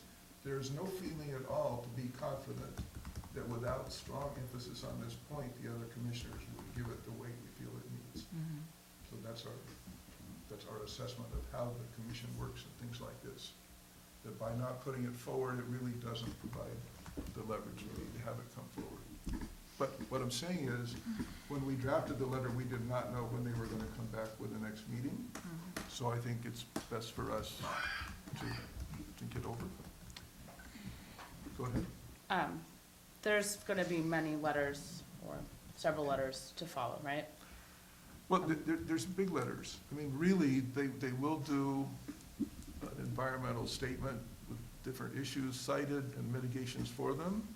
And that's when all of these points have to come to a head. What they did for this meeting is put together a 600-plus page document that contained many inputs on that, a lot of it from the developer, covering many items, but they did not reflect the process of the county going through that environmental review. So And- that's still to come. And so the letters coming from the MCC, like, there will be more letters coming from the MCC addressing Yeah, different, we currently have 3. If we pass this one, it'll be a 4th, and And there's then others to come as sort of to well. follow the stages based on what. Right. Okay, so the letters in the future might also have this constraint of addressing one or two things at a time, potentially. Is that? No, I think they come in sort of large groups. For example, when we go through Connect the Coast Side, that has a lot to say about the transportation network and how it affects and can support Cyprus. Okay. So I was thinking of if there was some, 1 to 3 sentence statement that Yeah. concisely But reflects the sentiment. What I'm saying is I would like to have it, but I don't think we're going to create it in this meeting here. We need to move on to other things. So, But I'm not asking for wording, I'm asking for a sense of what people That- want so that- added or changed. On the council. So that's what I was. Strictly on the I would council. volunteer to work with you, Dave, offline. excuse and me? bring it back. So I I'll think take it's that to help, John. reflect the level of negative feeling, but understand it's going forward as a strong statement to maintain the height limit where we would like to see it. Which is, but Does the rest of the council agree with that? Sorry, say it again. Sorry. basically we want our statement to basically support strongly the height limit of the 28 feet as worded, but it's done in a framework in which we understand the community itself is not supportive of the project, but we think it's important to put this forward and have it included in the zoning update, because there's every likelihood that update will pass. So we would like it passed with this inclusion. So are we talking about tabling the letter, or are you talking about, They I'm was sorry. asking in the sense of what it would be for. Right, and what if I it was tried to if it was express is- tabled, yes. Right. Is it's going Well, I think we all agree on what you just said, yes. Okay. So I think, can we go with that? The only thing the planning commission is voting on is the height? No, It's a lot more than that. It's the whole package. this Yeah, was the that's- only issue that I felt that the council needed to comment on in the PUD 140 zoning amendment. The main changes in the PUD, I have it right here, are the density. So a change from 52 affordable and 96 market rate housing to 71 That's as a units. Building setback change, which basically goes from like 20 to 40 feet to much shorter on one side of 11 feet, but over 100 on all the other sides. Change in the impervious surface from 46% to 23% of the project site. Building height, the proposal is from 28 feet in 2 stories to 32 to 36 feet average and 2 stories, which is the thing we want to comment on. And then parking going from 300 to 142 spaces. Repeat that? Parking would be changed from 300 to 142 spaces.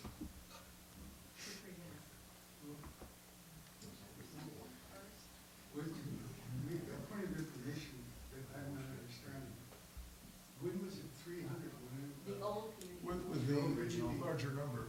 Right. Excuse me, we're not taking more comment, we're really trying to close on this one. I do have a question, but I would be allowed. No. I'm gonna try to close. I really think we're gonna have to table it. I think we can do that in the next session, bring it forward. But,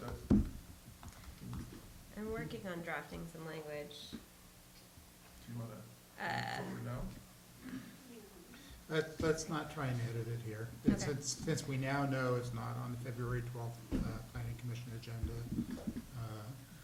I think we can move this to our February Thank you. 12th meeting. Okay, so we'll consider this item tabled to a future meeting. Thank you. Okay, Continue to February 12th. moving forward on the agenda, we have formed at our last meeting a group that looked at Connect the Coast side and has some information to bring forward, and then we'll consider next steps. We have a presentation. Dave, are What's you that? gonna pull that up? I'd like to say something. First of all, yeah, it's confusing because we did not talk about Connect the Coast side. Yeah, we absolutely Okay. didn't. That's This the is next a item on the component agenda. We of it. just I'm closed. going to propose that we do not give this presentation. I don't approve of it. I'd like to look at this a different way. I think we need to hear from the committee. You can have a dissenting opinion if there's things you don't approve of. Well, look, can but I we just need to move to talk to the discuss it. committee, just streamline this? What's Just that? make my point. No, I'm starting the discussion on this agenda item. You'll be able to talk to it there. I think you were asking to remove it from the agenda today. No, not the just the presentation. I think that we should use our time better to just kind of review where we're at. Okay, This PowerPoint basically says, hey, let's all get on board. Dan, I would like to hear what it is Michelle, as a member of the group, is going to put it forward. Well, yeah, let's let the 3 members of That's the right, committee and Michelle's talk. going to lead with the slides to show, and then if you have. Yeah, Well- let's see what this is. You guys all, I mean, the two, so let me give a little bit of background. We heard at the last meeting on January 15th, from the county and from this group, Common Knowledge, who's been tasked to work with the county on, a project to increase engagement with the MCC and between the county and the MCC and the MCC and the community. As a follow-up to that meeting, Dan, Barbara, and I all met with the county and the members, and the consultant from Common Knowledge to discuss what we would want to do, whether we want to engage with them in this project, and how we would like to engage, what kind of things that we wanted to accomplish. We came up with, and then together we came up with this presentation, which I think Dan and Barbara already saw. I thought we were all in agreement with it, but maybe not. And then that's what I'm sharing with you guys tonight. So if we want to move on. Like I said, the two main goals of this project are to improve communication between the county and the MCC, and between the MCC and the Midcoast community, and just increase community understanding and engagement with Midcoast issues, including public safety and mobility. Connect the Coast side, while it could be part of the focus, is not necessarily tied in with this project. Those are really two separate things. What was, actually, if you go on to the next slide, what we heard last time, 2 weeks ago at the meeting, was that Common Knowledge had already completed phase 1 of this project. And phase 1 was to have interviews with 25 local leaders, people from the MCC. I think they met with 6 of us from the MCC, 19 other leaders in the community, had conversations trying to understand, like, what is it that we care about here? Like, what are the top issues for us?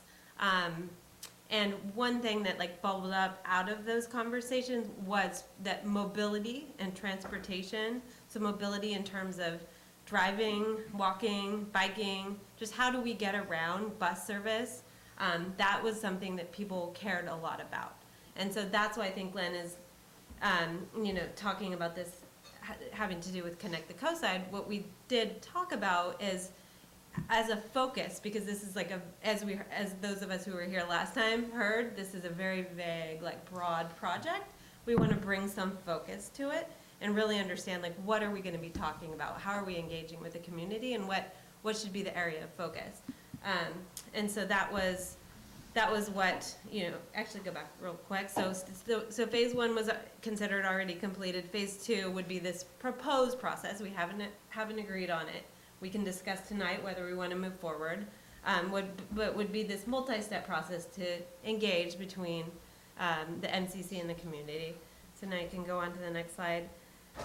The proposed process, and this is totally still, up for, we still have the ability to change any of these steps in the process, but it would be a 3-step process starting in February, to have meetings at different places, potentially like at post offices on the Midcoast, or other just like pop-up type events at locations to just get community feedback. So really, like, a few members of the MCC, potentially members of the county, would host tables at these different locations and have, not be out there to try to sell anyone on any ideas on Connect the Coast side or anything like that, but to listen and gather information, to hear what the community cares about. Because while these interviews with the local leaders provided one perspective, or multiple perspectives, but like from one type of person,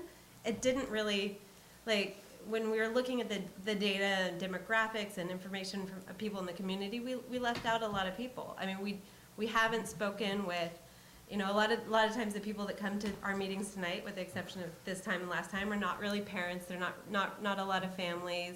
There's not a lot of, like, Hispanic members of the community that come to these meetings. There's not the diversity. Like, the people at these meetings do not necessarily always represent the community. And I think a really important goal of this is to become more representative of the community, to get those different perspectives. And so the goal of these first pop-up meetings would be to try to go to places, parks, playgrounds, places where other members of the community are, and try to gather those perspectives. Also, part of this could be to do a survey, an online survey, to try to just get more opinions that way. Step 2 would be to hold a workshop. So the purpose of this workshop is to present information, to get feedback from the community on a specific topic, and the likely focus of that will be mobility and transportation. However, based on what we hear from the community, that could change. And then part 3 would be kind of ongoing reporting back results from what we've learned at all of these different events, and then share that with the community, potentially develop better communication channels. That's one of the things I've personally been working on a lot in the last year on the MCC, is how do we reach people? How do we get, like, I've tried to use Facebook, I tried to use Nextdoor, we're not getting a lot of feedback. You know, I think all we need is Chris to bring people to the meeting, because that works. But no, what else can we do, really? Like, how can we interact more with the community? And so I think the recommendation, and you guys speak up if I'm not speaking for all of you, of Barbara and Dan, but go on to the next slide, would be to work with Common Knowledge in the county on this effort. And if we do decide to move forward on that, then the next steps on the next slide would be to just like gain consensus on this approach, this 3-step approach that I spoke about before. Appoint a 3-person subcommittee. It could be the 3 of us still, or it could be 3 different members of the MCC to manage the project and move forward. And then, you know, gauge interest of other members of the MCC, even though there would be only 3 of us, but working directly with the county, incorporate, you know, involving other community members to participate in some of these individual events, holding pop-up shops, pop-up events and tables and things like that. Okay. So that's it.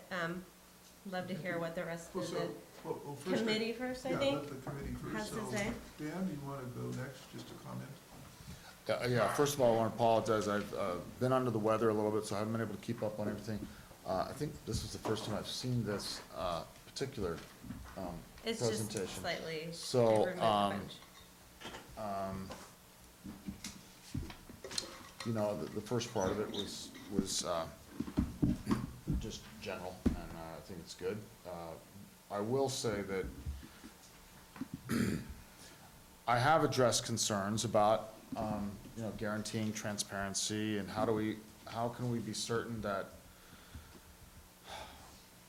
the messaging that goes out, and how do we analyze, how do we make sure that the messaging going out is uniform and not, you know, maybe one day, one pop-up, one message, slightly kind of going in one direction by who knows whoever's leading it, whether it's a MCC member or somebody else in the community. You know, how do we keep, just questions on how do we keep control over the messaging going out, because subtle differences in messages affect people differently. And then also the messaging coming back. How do we clearly analyze that and keep that on track, keep it 100% transparent, because, you know, there's a lot of us out here in the coast side, the visitors as well, that there's a lot riding on decisions that will be made in the future as a result of gathering this information, which is what we're talking about doing. There's a lot to it. There's a lot going on, and I think all of our lives right now. I think that the community should have, I think this council should have a little time to chew on it and to think and to ask questions and to get information back from Susan and the team on how we can be certain on the transparency, and you know, there may be some input from the community that needs time to digest a little bit before we make a complete commitment. I think we're certainly going to continue the talk. There's no question about that. But I guess I'm just in short saying concerns with full transparency, accuracy of information going in and out, and you know, how do we analyze everything. Clearly want the community involved. Okay, thank you. I'm sorry, I'm a little tired. That's okay. So Dan, we're going to go to Barbara next. Well, I'm just kind of confused, again, like I was the last meeting, to see this bunched up to connect the coast side we never talked about that. I was given a partial report of it, but we never talked about Connect the Coast Side. And although I'm never willing to give up, we've had so many, over the years, things come of people wanting to help us talk or whatever, and it always dies on the vine. So I'm kind of back to being skeptical again of why Connect the Coast Sides and why we're an ad hoc committee for Connect the Coast Side, because that's never what, was that your impression? Not at Or all. mine? No, It was mine just either. basi- I think that was a mistake on the agenda. I don't know. Is Lynn, that do a you wanna mistake speak on to the that? agenda? Evidently, so, well, we, what's that? Well, so basically, there were two things that came forward when this came up. One was common knowledge as a process group to work with it. And concurrently, the Connect the Coast Side study was issued in a summary form and in full form on the 15th. So just to try to bring that a little bit up to speed in the framework, and with Joe here, I have in a separate email and asked him, with Connect the Coast Side now published, what kind of process will bring that particular information on that forward? And I think that the basic answer from Joe, and then I'll give him a chance to speak for himself if he needs to, was they're working on that, but it's most likely with the particulars will be more than one session, since it really covers large sections of the community. So for example, the Moss Beach area has a different issue with respect to transportation in the highway than El Granada or Miramar do. And there's also parts that deal with Highway 92 as it goes over to 280. So those could each be somewhat separate, but he expects by the 1st of March to have a plan for that informational review to occur. And it's his Okay, wait, we're on two different subjects here. Let me just try to This tell has, you. we didn't do any of this stuff, and you didn't tell us that we were gonna be No, doing I'm this just- with Connect the Coast Side. All of this was brought forward in parallel. We're trying to put it on the table to think about it. This council has some communication issues. No, we had Connect the Coast Side at the same time it was brought up. I tried to bring people up to date on where that's at, but the common knowledge was brought forward as a process tool to reach out to the community as a whole on Right. all issues. Right. That's why they're on the menu together, because, for example, the people from Moss Beach who've expressed concern about Cypress are concerned about many elements, one of which is transportation. So. So I've got a question. Can I ask a question? Yeah. So, can I address Susan? As far as I understand, the purpose of common knowledge in working together is essentially to get a pulse of the community and to see where the community's at, and just kind of a working relationship between the community, MCC, and the county.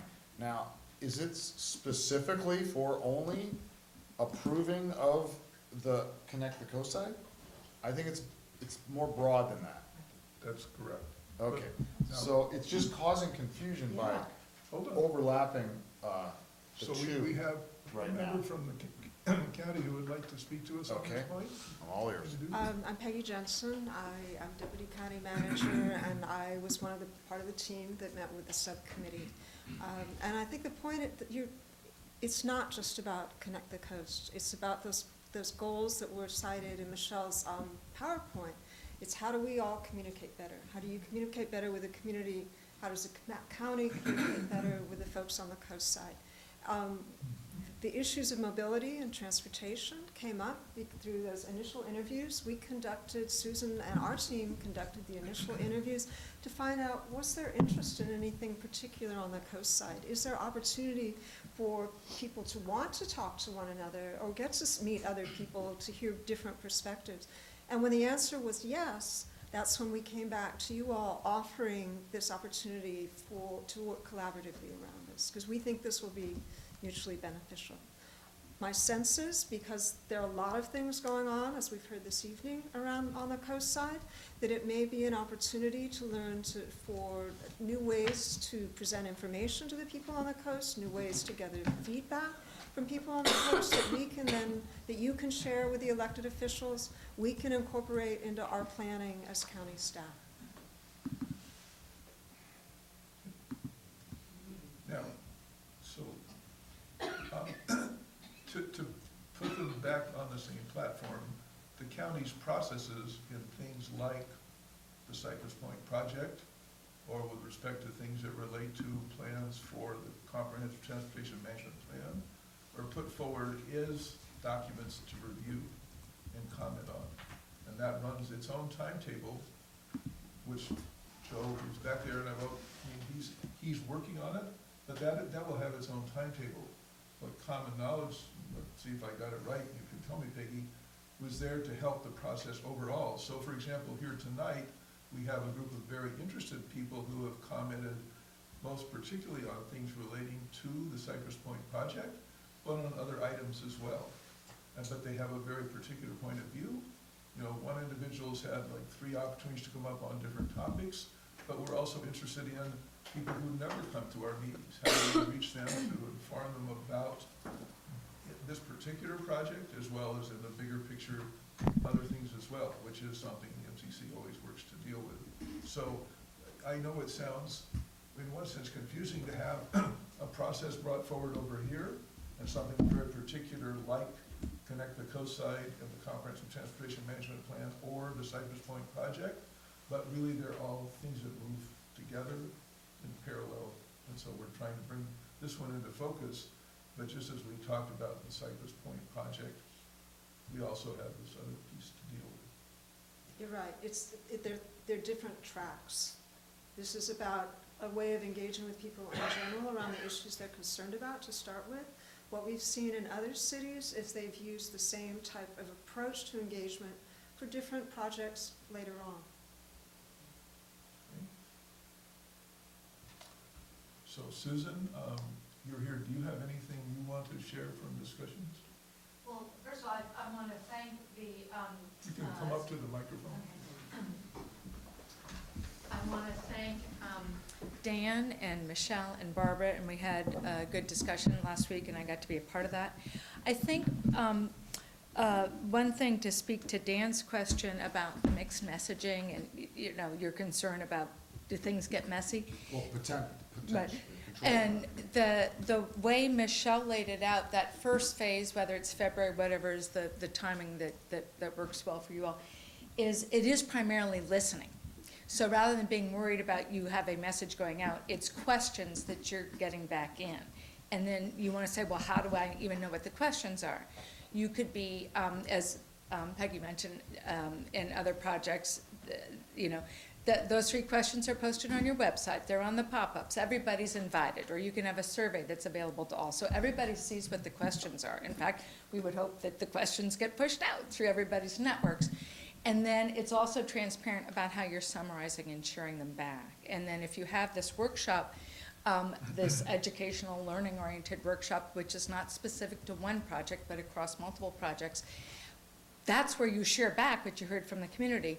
And Michelle said something I think that's really important, which is, and you're going out, let's say it's the February period where you're listening, you know, we think now, well, maybe mobility and the intersection of mobility and safety is what the focus is, but because you haven't talked to some of those parents of the younger families or the other folks, the focus of it might change based upon what you heard. So it's iterative. It isn't like, here's a fixed thing, here's a, we wouldn't have come to you unless we'd heard, well, there's some congruence about this and an interest to do it. And then you go out in the next phase, you find out, oh, it's actually, this is the topics and the conversations we want to have.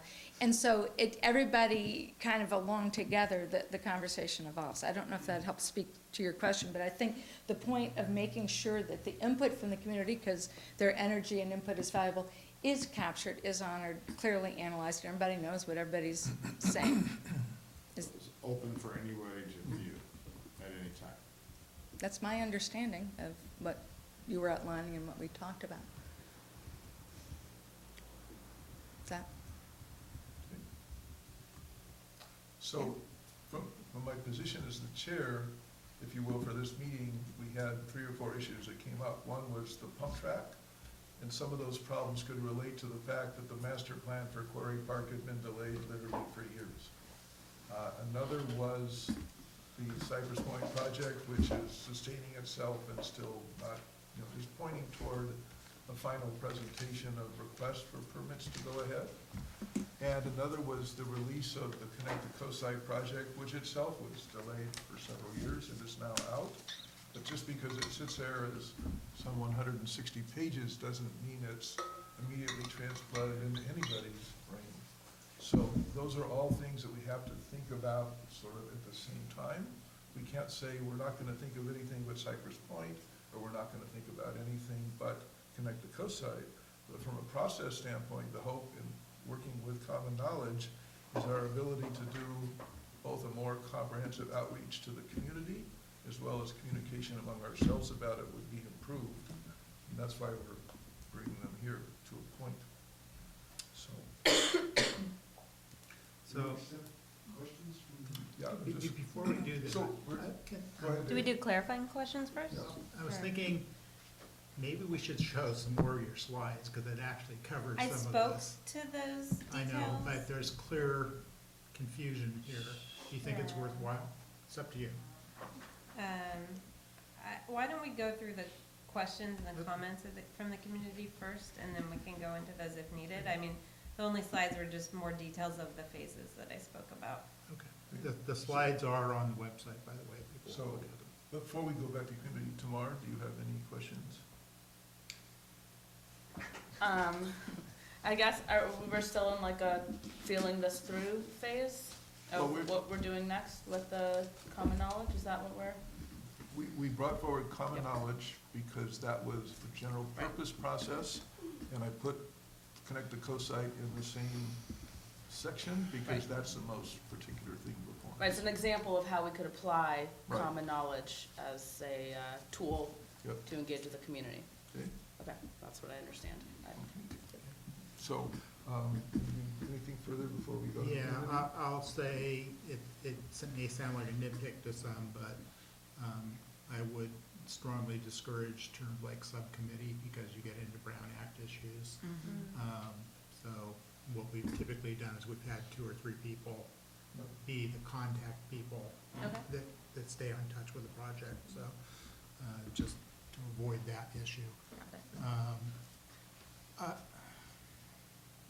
So I keep coming back to some of this confusion, and I think trying to direct this to any specific project is a mistake, that this is much more of a improving communications in general, and as a result of that, some of these projects, we may have a better job, and we may have better communication in the community, between the community and the MCC, between the community and the county.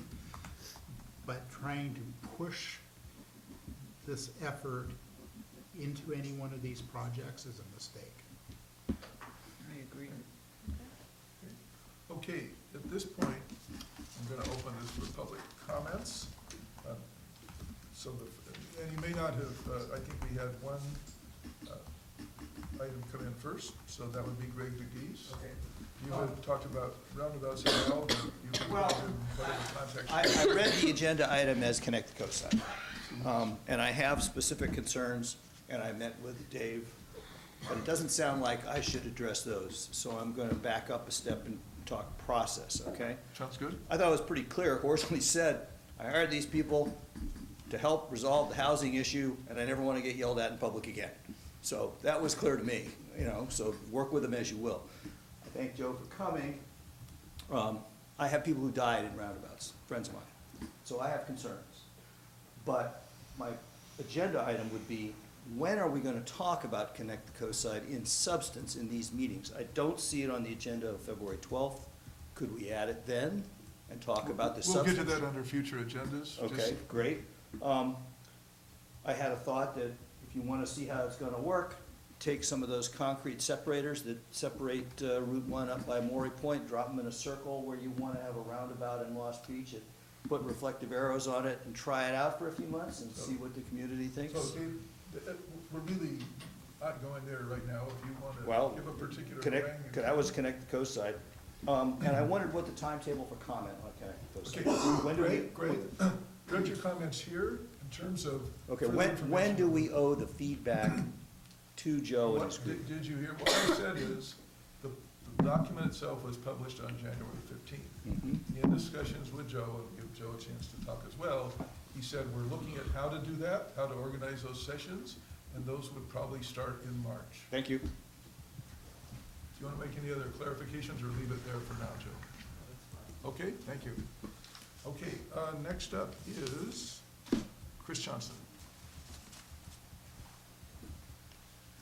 All right, I'm sorry to say this, but this is going to be all kind of negative, and that is the last two MCC meetings on this topic should let everybody know, MCC, public, county, this is a mess. This whole thing is a mess. Nobody quite knows exactly what's going on. So we've kind of sifted out today that this is a larger consultant-driven project to get more feedback and channel that to county and back and forth. Kind of what the MCC's role is. This is your interpretation of what? Yeah, exactly my point, exactly my point. Common knowledge. It's, nobody here, Len, nobody here knows exactly what's going on with that project. Here's what I want to say to the county and common knowledge and the people that worked on this. The Midcoast is not interested in consultant-driven communication, and so this is not going to work. It's going to be like every other situation like this. When the public hears, hey, we're going to have a community meeting and provide your input, wah, wah. You know, the community doesn't have faith in that. If this is going to work, Susan, you have to go outside of the box and have a completely different way of connecting with people. 6 MCC members and 19 leaders of the community, you're in a closed loop. You're in this. Agree. I know, but what was the point of that? But Len, this is important here because this money being spent, this effort being made, having a community meeting where input is going to be provided is not going to inform any additional person on the Midcoast about Connect the Coast Side or any other project. And so what I'm saying is consultant-driven communications is not going to work. What is going to work, the only thing that will ever work on the Midcoast is what worked here tonight, and that is a specifically passionate project in which a local group self-organizes and drives participation and interest. You are never going to get anybody outside of this room to read the Connect the Coast Side document that is not already interested in. And I'm sorry, nothing that Susan does is going to change that. And so I thought this was about, I have nothing to say about Connect the Coast Side. I only want to talk about common knowledge and what is trying to be done with that. The only way you are going to get any new input on anything and any new participation on anything is to have a completely different approach. I don't know what that is. I don't know what that is, but to me, the time is better spent thinking about that new approach than doing any more community meetings with tables and sticky notes or anything like that. That is, you're not going to ever get any significant percentage more participation. Okay. You've got to work on what is the new method that will connect. And Susan said other cities this works, or maybe Joe said, I can't remember, this works in other cities. That's what I'm saying. This is a unique community, and it doesn't work here, and it's not going to. And I'm not saying that because I'm against it, I'm resisted. I'm saying because I've seen it. Okay. It doesn't work. Chris, thank you. Okay, Len, but I don't feel like you really heard. No, I heard what you said. The problem is getting a chance to talk about it. And first, so we're going through the community. Next up is Maureen Lennon. I feel like Chris and I kind of had a conversation, although I was going to say much the same thing that he did. This is the first I've heard of this, and I am an advocate of communication. I think that's a great idea. My concern is, I don't know where it started from, maybe more clarification would help. Was it offered to us by the county? Yes. It was offered to us by the county. Well, that makes me kind of suspicious because they're trying to shove a whole bunch of projects down our throats right now. And so they're thinking, okay, a little smoke screen here. We're gonna make you feel like you're being heard. We're gonna give you a consultant to come out here and get everybody talking about what they're looking for and what have you. But we don't ever get heard. You're our voices. You're our voices. You're the ones who are speaking for us to the county. Are you not getting the respect you should be getting?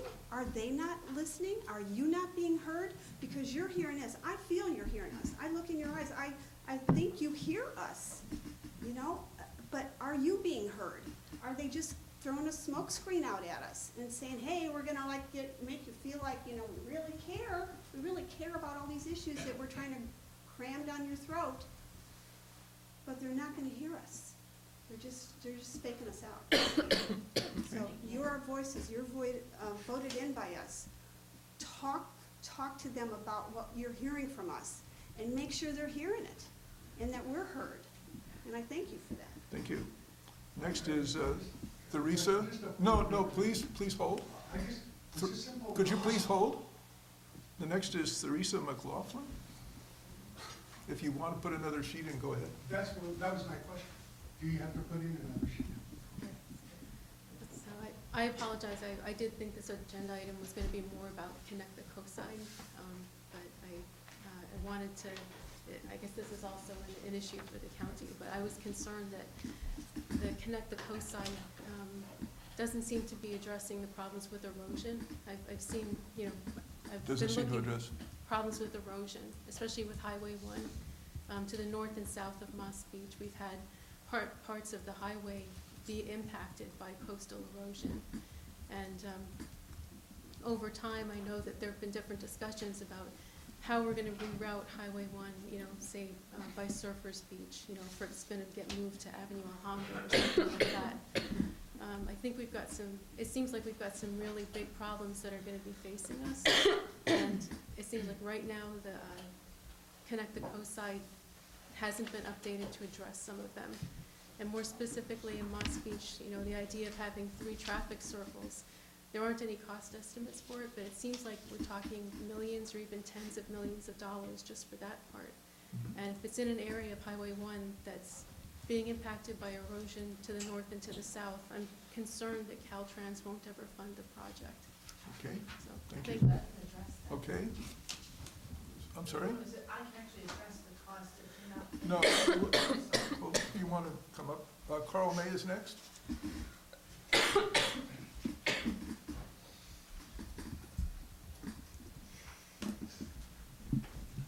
Sure, I'll have a lot to say on Connect the Coast side, but I'd rather go along with Chris and some of the others and concentrate on what this consultant process is going to be for. I did look at the entire previous meeting when this subject came up and so forth. My first comment is if Don Horsley doesn't want to be yelled at, stop trying to ram stuff down other people's throats that they don't want. Come on, we are our own people over here. Stop doing crap to us. And he won't get yelled at. And he knows what that's all about. There's a large political game going on in this county and even on the coast side. And Connect the Coast side or whatever, there's elements of tying us to Half Moon Bay. There's elements of consolidation with Half Moon Bay in all of this. And you're naive as hell if you don't realize that. I'm a little taken off by increasing our community knowledge. The knowledge that needs to be increased is the knowledge on the part of county staff. And you're talking about let's get them over here for a site visit and they can see a narrow road or whatever. You have to live there day in and day out, year in and year out to even experience a portion of the problems on our roads in a particular place. A site visit isn't going to do it. They have to be over here on weekends, weekdays, commute hours, non-commute hours, all times of the year, when school's in session, when school's not in session, and so forth. The county people need to know more if they are sincere about wanting to properly govern us. So it's a two-way street. Yes, we need more community knowledge of things. I was also struck by looking at the prior television of the prior meeting, that we need to know more about our governance and so forth and so on. We just, in the Midcoast Council, this was a big topic a couple of years ago. Lisa put in a great, okay, I'll wrap, but Lisa put in a great deal of effort, and we have an excellent summary of the government in our area on the Midcoast Council website. That's out there. And as Dave has said a number of times and so forth, you can use every method you want, every kind of meeting you want, so forth and so on, and people will still come up to you and say, this is the first I've ever heard of it. So you do need a whole new way of communicating with coastside people. Thank you. This, Okay. Beverly Garrity?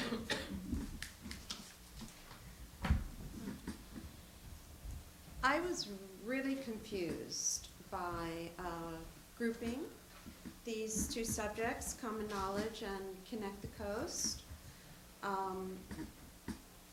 I just didn't understand why connect the coast was being introduced, unless it was because it was suggested by the county, offered by the county, related to connect the coast. And You said connect the coast both times. You may comment on. You meant common knowledge was offered by the county, related to connect the coast. Okay, And, got it. and then I'm very suspicious. Unless the MCC asked for help. I think that would be the only time where I personally might be in support of an organization like that. Does MCC need help in getting more input from the community? For what in particular? Or was it just something that the county offered to the coast side? And if that's just something the county offered to the coast side, I am very suspect for all the reasons Chris and Carl have just mentioned that are real and not imagined. So community conversations, I'm in full support of community conversations when requested by our representative body for a particular reason, not when offered by the county, if we haven't asked for it. Thank Can you. I make a statement in reply to that? But- I know it's not formal, but. No, hold on. So does anybody, that's Ann Rothman, I think, is next. Let's wait till we get So there's some question about cost with the Connect the Coast side. And I think it will be really important to discuss this prior to the Cypress Yeah, so, thing going forward. But so we're on talking, this, they're talking an estimate excuse me, of more than $30 million. excuse me. So the whole point of bringing these up, I mean, these arrived together because that's just how they arrived to us. One relates to process, and that's a discussion of value. I mean, some people may say if it comes from the county, it's automatically off the table, or should be, but that's for us to think about. We got information about it, we had a subgroup met with it. As far as the study itself, they had both plans, figures, very rough costuments, other things still to come. That's all important to consider. It's not going to help us here to actually bring out the numbers in this discussion. It's up to the county to figure out how to inform us in sessions where we're looking at that in particular, and that The will. county doesn't seem to be interested in giving any information except what they want to give out. Well, no, And I mean, that's at least what I feel. I mean, every time I go to meetings, I get 2 minutes. 2 minutes to present facts. I have countless stacks of facts. More than happy to show it to anyone. It's relevant. It is all relevant. And we come tonight, and all you want to talk about is the height of a building. There's more to that than the height of the building. As I specified, you're talking about becoming 100% affordable housing versus 35%. That's important. And if you don't believe in a project, put that No, I forward, that think you several don't want people have 100% also- okay. affordable housing. Same thing here, there are serious costs that there's no way Caltrans is gonna pay for this. There's no way that they're going to put Okay. these in. And that's important, and this is very important, because the public needs to know. It's nice to say, oh, well, we got this, and you can have a roundabout, and you can have this. It's not gonna happen. There's no money, and it's not going to happen. Okay, And so I think it's important that you disseminate information, yes, but you also have to hear what the people are saying well, to you. the dissemination occurred when it was put out there available to people. The whole Well, but process, it's let not me just finish, let online, me I mean, finish. people need No, to know how to access this. That's right, well, it's on our site, the direct links to it, okay? The process, your comments are helping amplify the problem before us in that Connect the Coast site in its breadth is a lot to digest and a lot of different pieces. The Cypress project either is a single thing that you reject out of hand, but basically, we have a county that's gonna go through a process, and you have to take that in pieces as well. So that's what we're But working they're on. going out The meeting in turn tonight of was what only, normally and happens. I want the community to know that I consciously put this forward on the same agenda item because the Connect the Coast Side report, long overdue and finally here, was a major piece of that. How we talk about it is something we have to think about. One of the final items on our agenda is to have a retreat, because basically, when we go to talk to each other as a group, we can only do that at select times. So which we need to do very urgently, as this shows. So these are all little steps. I mean, and that's why I'm not having you go further into the numbers, because those are extremely important. We have to find a way to bring them forward, and then get them to people, and how do you hear what they say, and so on. Well, thank you, I appreciate that, So that because part I we're really concerned do about. think it's important for the public to get it sooner rather than. Okay? Well, Thank you. it's out there. Okay. Anyone else from the public have a comment? Okay? I did turn it in. Oh, I'm sorry, Mr., come on up then.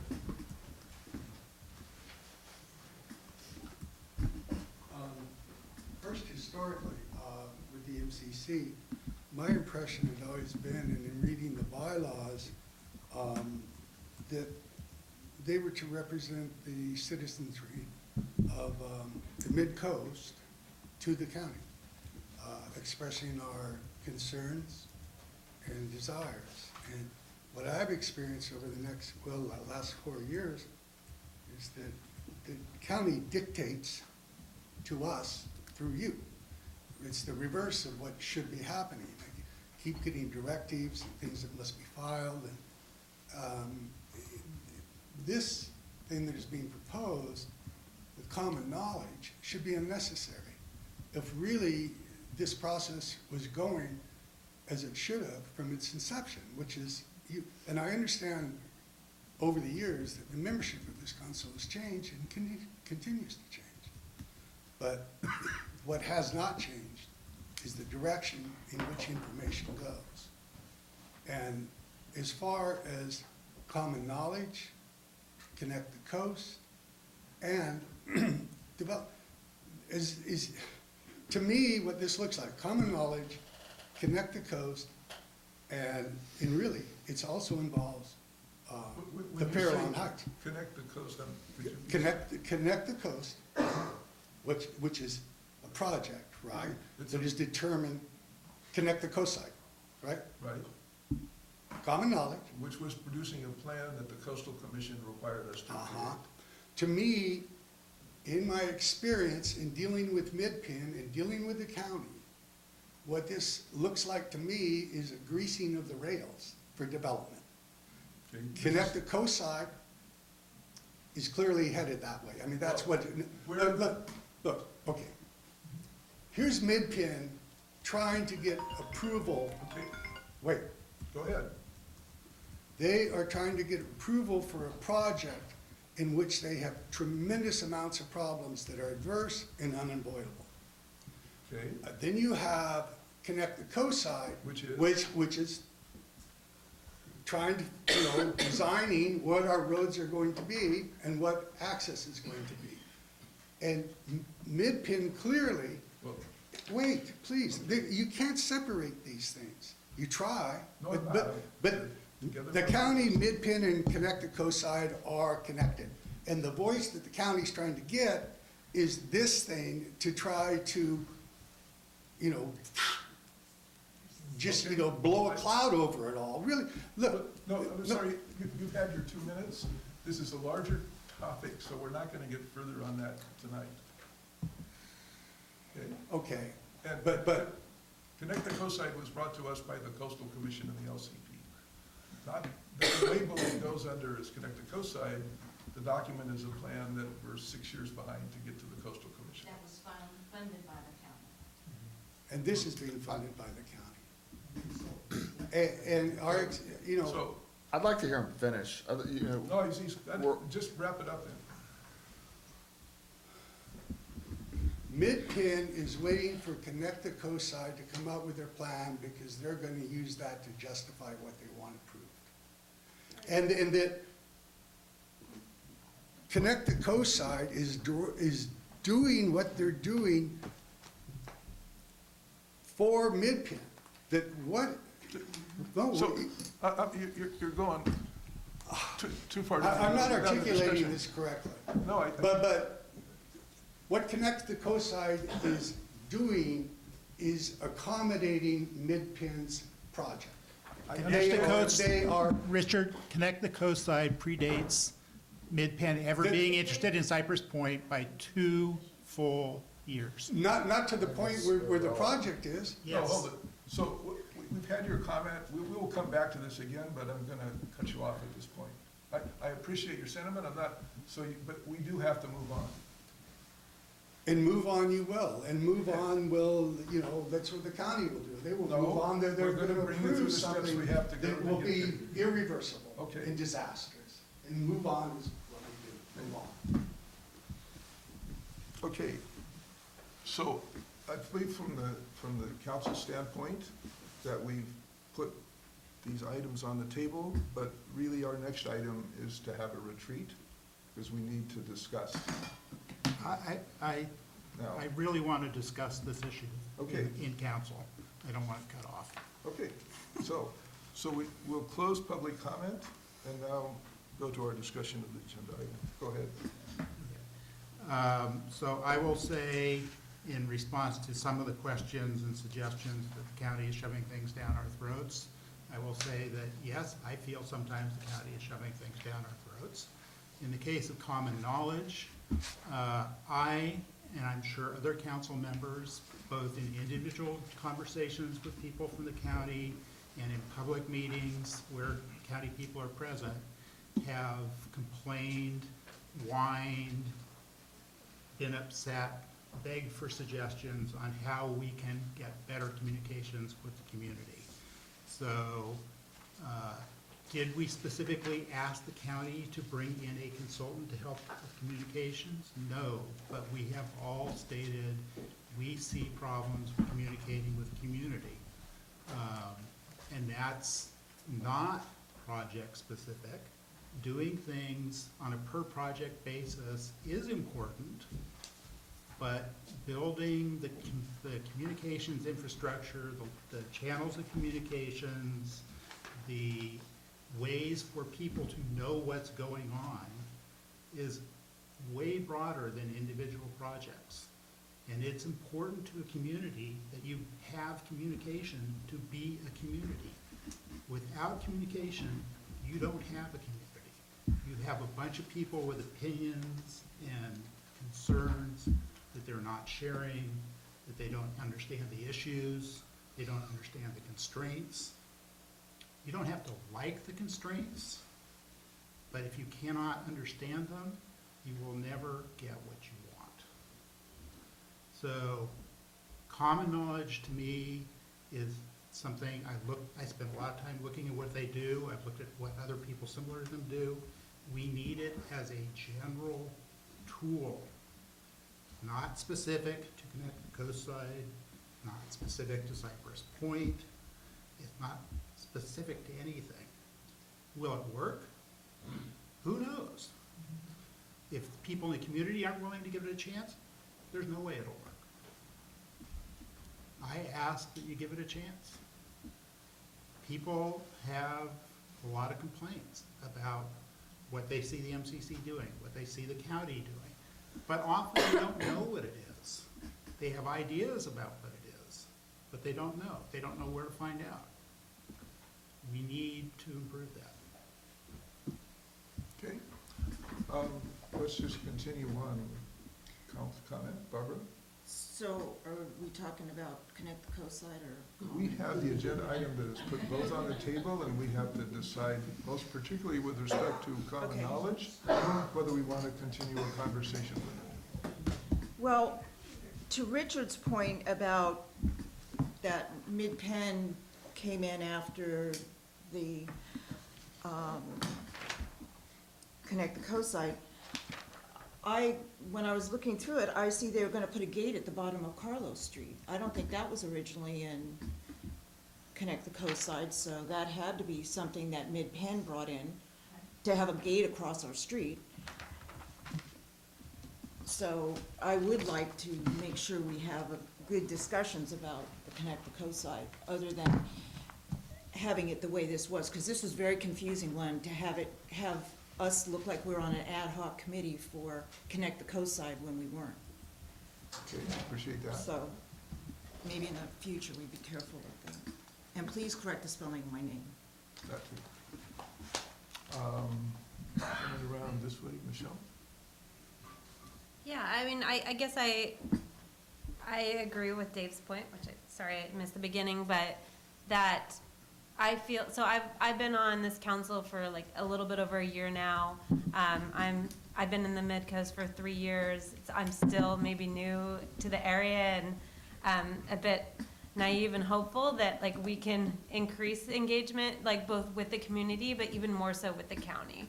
What I feel like from being on this, on the council for the last year is that we have a lot of like important topics that we consider. When we have topics that people care about, like tonight, like last time, we get, 20, 30, 50 people at the meeting, and it's great. We had a meeting in December where we had 2 people at the meeting.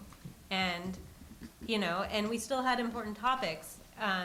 For me, what I would like to learn personally is like, besides the topics that come up, the pump track, the Harbor Village RV park, the Cypress Point community, like what else do people care about that we're not talking about?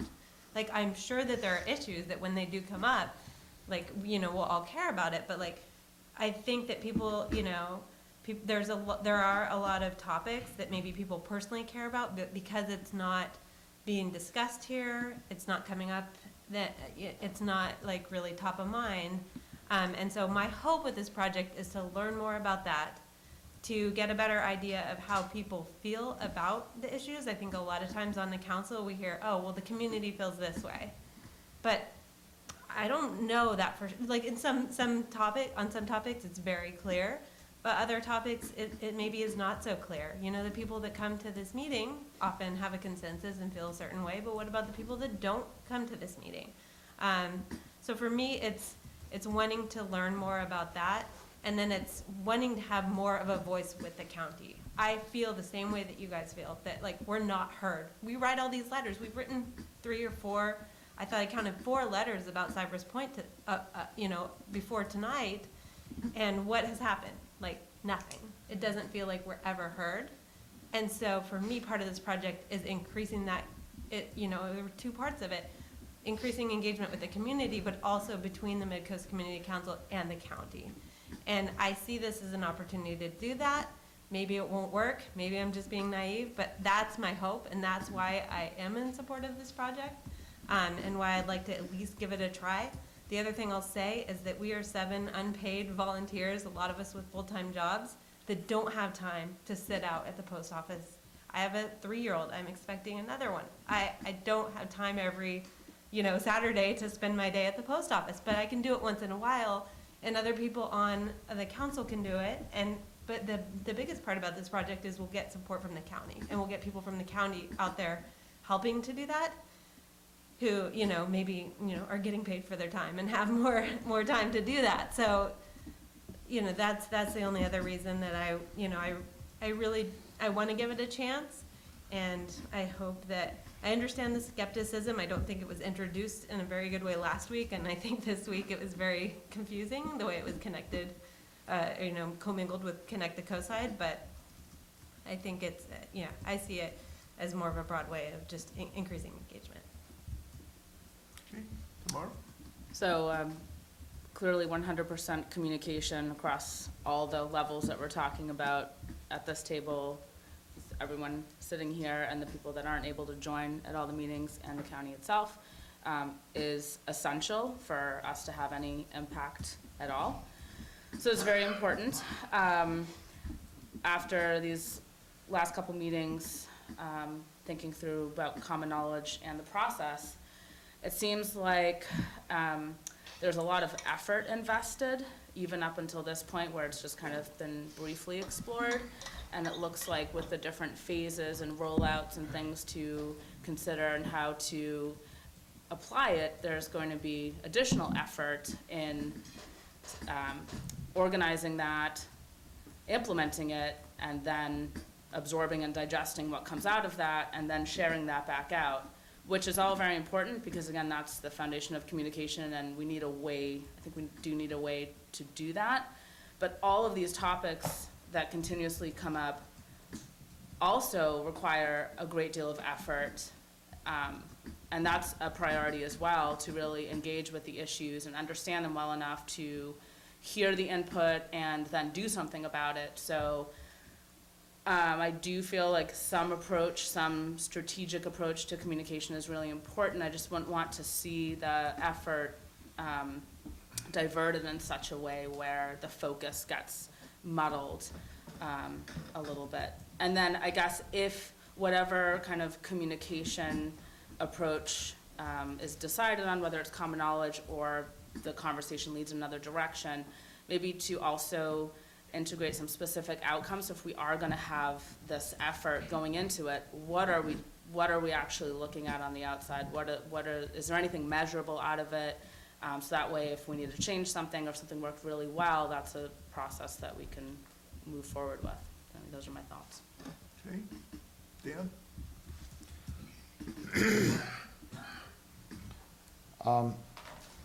I know over the years, there's been a lot of frustration with some members of the community. The community comes out on this issue, but not that issue. And everybody wants to feel like successful with their efforts and feeling like, the community is listening. But in reality, the community's busy with their lives. And, they're not always gonna come out. They're gonna come out when they're upset and when they feel threatened at their last resorts. There will be some that will come out for planning and, wanting to be a good citizen. Yes. But I don't think there's gonna be that large of numbers.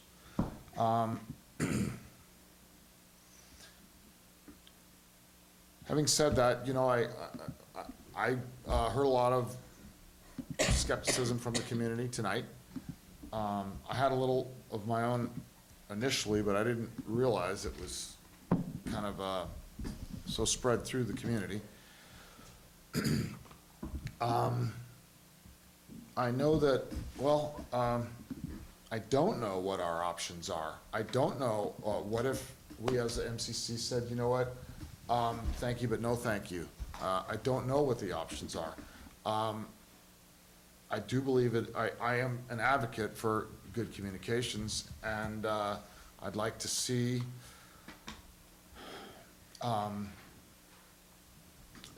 taking baby steps moving forward and learning more and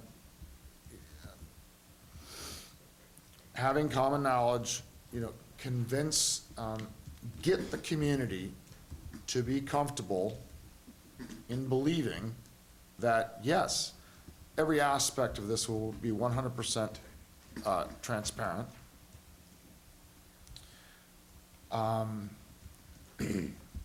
It will be 100% manageable by the community. It won't go too fast, it won't go too slow, it won't come down on us, and consume our time when we really need to be spending our time with our lives. So manageable over the long run. Transparent, manageable, and that the community has a stake in, leadership of the presentations. So it's not, presentations aren't maybe weighed a little bit on one side from one perspective. And I threw out there, with the transportation issues, that, can we consider having an independent traffic engineer that could be as a second opinion through the Connect the Coast side, moving forward. I think that's it. So, I think to some degree we have to at least try this, but, under those terms. Okay, so we formed an ad hoc group to meet with common knowledge that brought us to this meeting, and going forward, I think we still need such a group. We had 3 members of the council on the group this time. I would like to provide an opportunity for others to come on, but that's really only Dave, I think, because tomorrow will not be with us and Claire's not well. So I guess I wanted to ask the 3 members on if one. What's that? I'll stay on. I would need one to volunteer to step off so that Dave can come on and just one more person in the discussion. That's No, fine. I think it's, well. we can Sometimes stay it's with the nice 3. to let the people that No. don't, Oh, no. for us to learn stuff as well. And this is something I'd like to stay on. You'd like to stay on. How about you, Dan? I mean, basically, if you don't feel positive about it, then I'm not sure. I'm Isn't it- positive, I No, just don't I got that. understand it. No, I understand that. So Dan, do you want to stay on? Or it's really up to you, but Well, you're there's more asking, meetings, more discussions to come. of course there will be. Yeah. And, what is the schedule? What are we, It'll what be are active. we looking at? As far as, I think, Well, first of all, are we in an agreement as the MCC in an agreement to move forward? Well, we my didn't- count was Barbara has questions but wants to continue to look at it. Is that fair? Dave Okay, wants so we're to- gonna continue to Let me move finish. forward. I Let don't me- think there's any reason to make any changes. I'm willing to, continue. Okay. It would just have to be, Susan's been very good at scheduling and making things work. But I want to bring up one other point. The council itself needs to have a retreat so we can talk further, and that's also takes up people's time. So what's your question? My question is, first, I want to find a time for a retreat where we can have a meeting to Yes. talk amongst ourselves. So the 3 of us are staying on the committee. Well, Yes. Leaving that now, that's what I say you'd like to do? Yes, Okay. yes, yes. So, now, which also takes time coming up in the next couple of weeks. So, basically, it looks to me as if Saturday the 9th or Saturday the 20th. Wait a minute, we're not done with that I agenda tried item that. yet. Okay. So, well, what I heard from this is that the 3 current members would like to continue the conversation. Well, I Took think a lot of input. Go ahead, Dave. there's a much larger question, which is, are we going ahead with it? Do we like the direction that the subcommittee came up with? And I don't think we've given that feedback yet. Maybe you all feel like you have that feedback. No, Let's go around the table, can we? Sure, okay, we'll start, well, Dan just finished, we'll just move around back to you. Barbara. I'm fine to try it again. Okay. Or to Okay.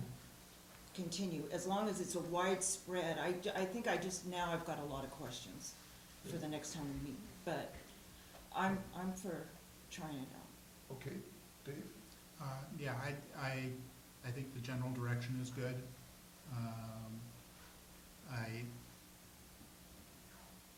I didn't see as much new ideas there as I would like, but I think it was early days. If it wasn't clear from my rant or harangue, I definitely think we need this. Okay. And new ideas are welcome. Okay, Michelle? Yeah, I think we should move forward. And tomorrow you can give a nod to. What would you do? Wow. Okay. No, I mean, I So think. you've got another half hour. I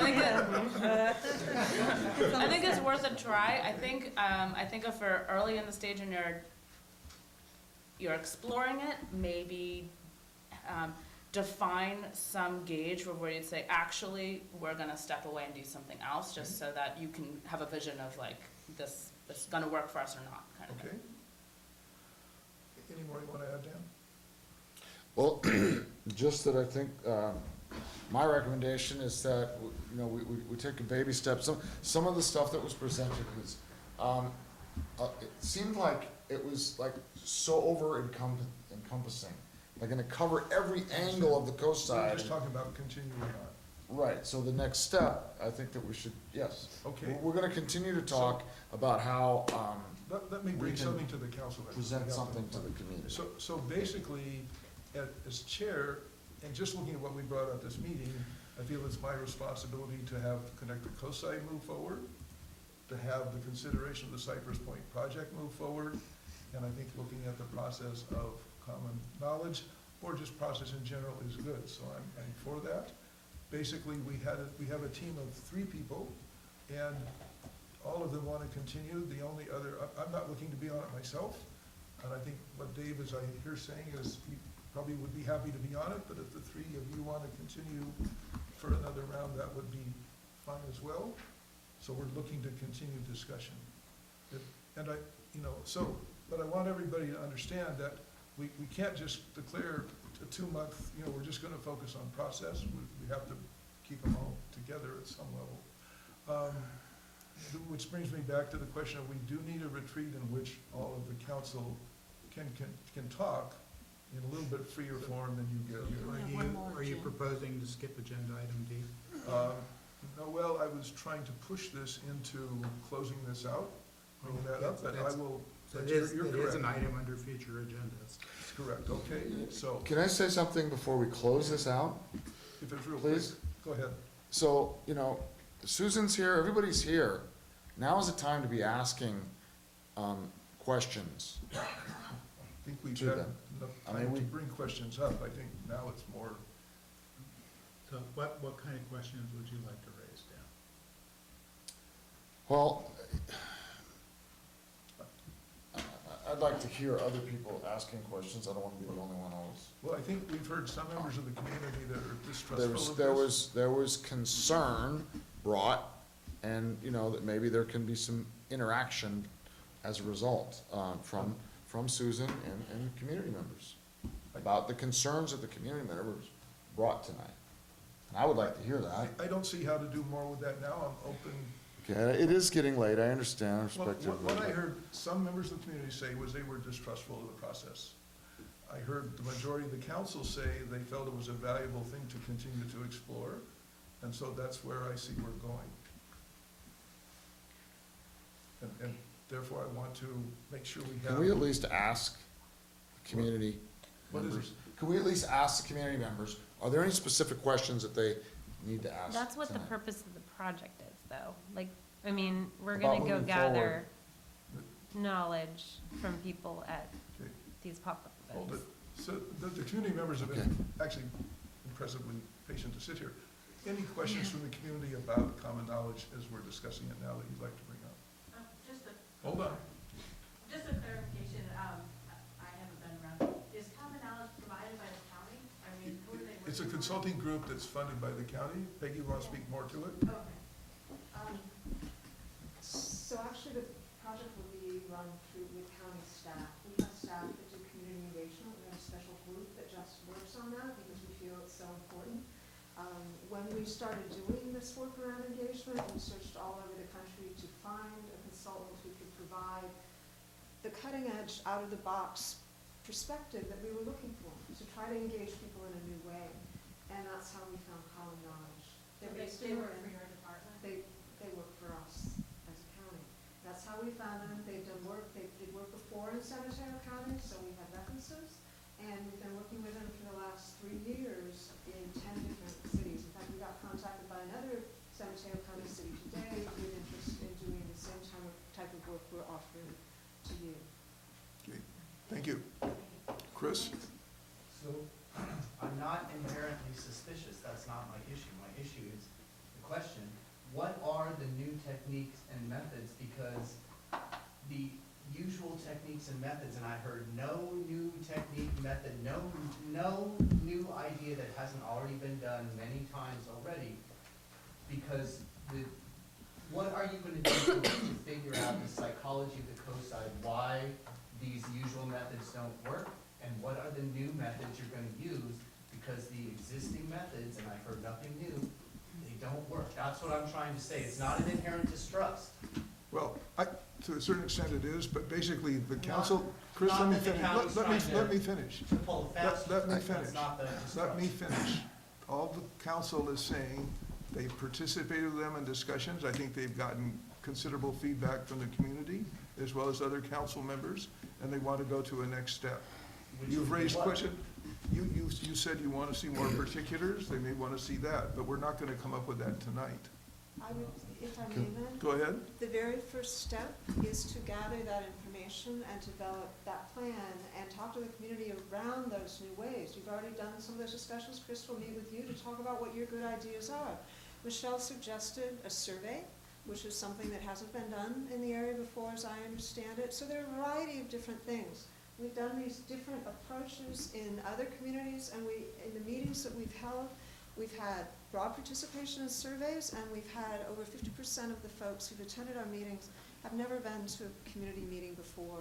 So the types of things we do are specific to the cities and towns that we work with based upon where the people in that community gather, what they're interested, who the connectors are in that community, and we develop a specific plan, and that will be the next step. Okay, thank you. Is there anything written, like some examples of like the steps that have been taken in other cities? Just to give, just something published, something short summary, about how things kind of went. I think Step one, step two, step three, that kind of stuff. So that could be available to us and the community, and we could kind of digest it a little bit. So two things. First of all, Jessica Stantham-Mullen and I were interviewed by the Half Moon Bay Review last Monday, last Yes. Friday, I guess it was. And the article appeared Extensive today. article today, yeah. And we talked a lot about the process and the way it's worked in other communities. That's available to everyone Right. online. What I would recommend with your subcommittee is we sit down and put together that document that you can share back with your group and you can share with others, that stepwise document that may help you understand what we're doing, but also fleshes out some of the specific things that we might do to try to connect more broadly with the folks on the coast side. Okay, thank you. Two questions back there. Well, actually, one thing I was gonna say about the Half Moon Bay Review, you have to pay in order to receive information. I'm wondering, is there a newsletter or something that can come out from the MCC to the community that you can sign up for? Well, those And are- you can let the schools know, so it's free, Those so are- then you get real-time information. Those are the kinds of things we're talking about that we can implement. You brought that up, I think. And, Yeah, that's one of the ideas that we discussed, Yeah, and that was that could be a potential outcome of this project. Okay. Thank you. Yeah. I appreciate that. could be an online newsletter, it could be posted at the post office, it could be distributed. Some people send out announcements to the schools. We've done it a variety of different ways. Thank you. A little bit of this sounds to me like putting the cart before the horse, because I still haven't actually heard articulated, except from Dave Olson, what the MCC is looking to engage with common knowledge. What is the purpose? What are you trying to achieve? There's all kinds of different tools, and these guys have great depth and expertise, but what is it that the MCC is trying to achieve? Do we wanna put the slide back Why up? would you make use of this? It's a good question. Isn't that in part something you're trying to figure out? Like, Yeah. Like, I mean- through the. County, who offered it to him? Well, Two- it- two Dave goals. is- He doesn't know what Dave they is want to get out of it. suggesting, and I believe historically that's true, that the MCC has been asking for help with ideas for outreach, but outreach for what? I think it's very important for this representative body to be in the driver's seat, to be clear about what it is you're trying to achieve. And in that way, common knowledge may be very useful And with their expertise and think we've answered that we feel the first steps were okay in moving in that direction and more effort is needed. So I really want to bring this to a close because we have the three members who want to continue discussion. I think they've heard lots from the community as well as the council that are things to bring forward, and we have other things to move on to. Okay, so, not to minimize anybody's accounts, this is all good and there's a long road. Okay. And if anybody in the community wants to, we have an email alias, you can send questions, statements, harangues, anything to us. We always want to. Okay. And also just a tiny side note, on the website for halfmoonbayreview.com, it's not, this article doesn't appear to be behind a paywall right now, so I think you might be able to go and see it. We can create a Yeah. blog post with a link to it too. Yeah. Okay, we're gonna move on to the next agenda item, which is a reopening of Moss Beach Park. Carrie, do you have a quick update on that?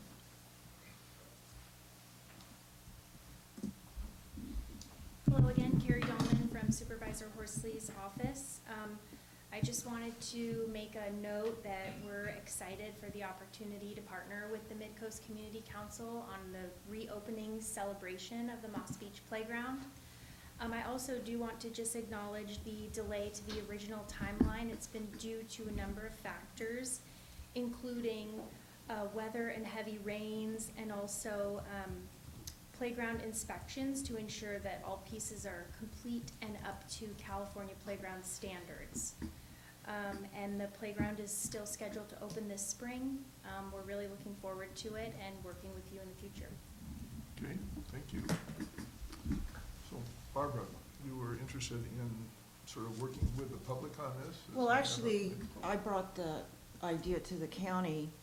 A community member, I was at a seat meeting, and a community member had approached a ranger or something there asking if there was going to be an event, and was told no, and talked to me at the meeting, and I brought it up with common knowledge. And I guess Don got on board with it, and what we're hoping to do is have a community event that maybe this common knowledge stuff would help with, where we have a dedication, have a barbecue, and have groups like SEEP, Resist Density, the local groups just get together and have a celebration for this park, which, invite Farallon View, Mothers Club,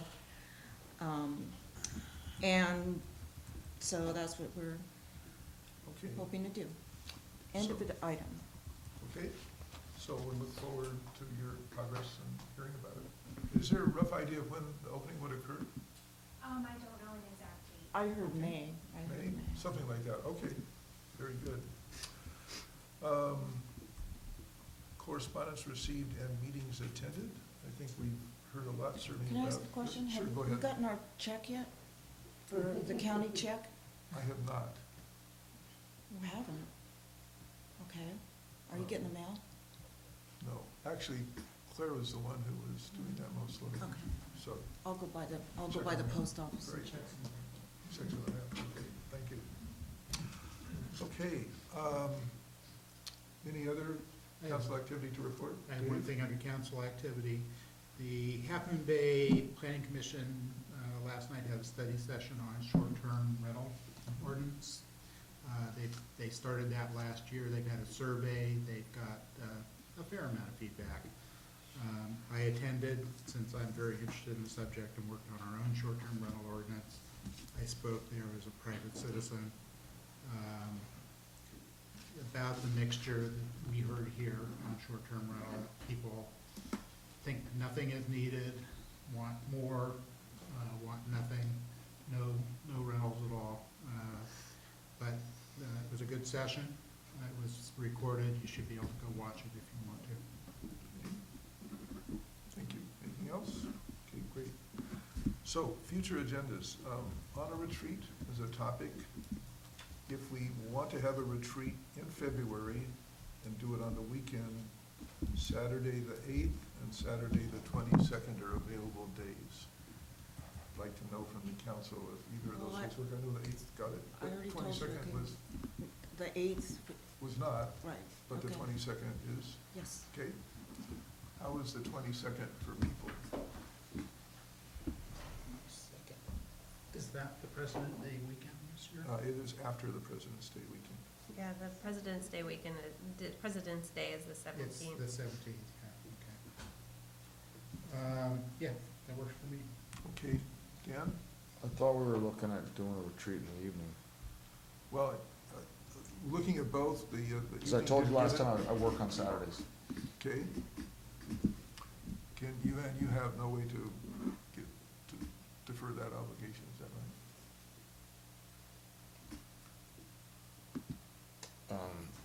It's not easy. Could we look at,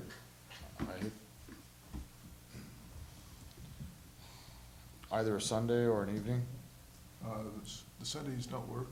Okay, except for me, an evening? And I think we can streamline this. You know, I don't think we need a lot of time, we don't. Just need to go Well, over. we need a block of time to find it. So basically, you're asking about the weekends. So if we stayed with Wednesday, which is our most common day, let's see, I think the middle weekend is The the 19th. 19th, which is during President's Week, but I guess, are you in town or out of town because of Michelle? The night of the 19th would work for me. Okay, so we have the 19th. How about the 19th, Dan? Yes. Yeah, works for Okay, me. good. Dave? Yep. Okay, the 19th. Wednesday, the 19th. What Starting what time? Okay, good enough. What You time? wanna give a time?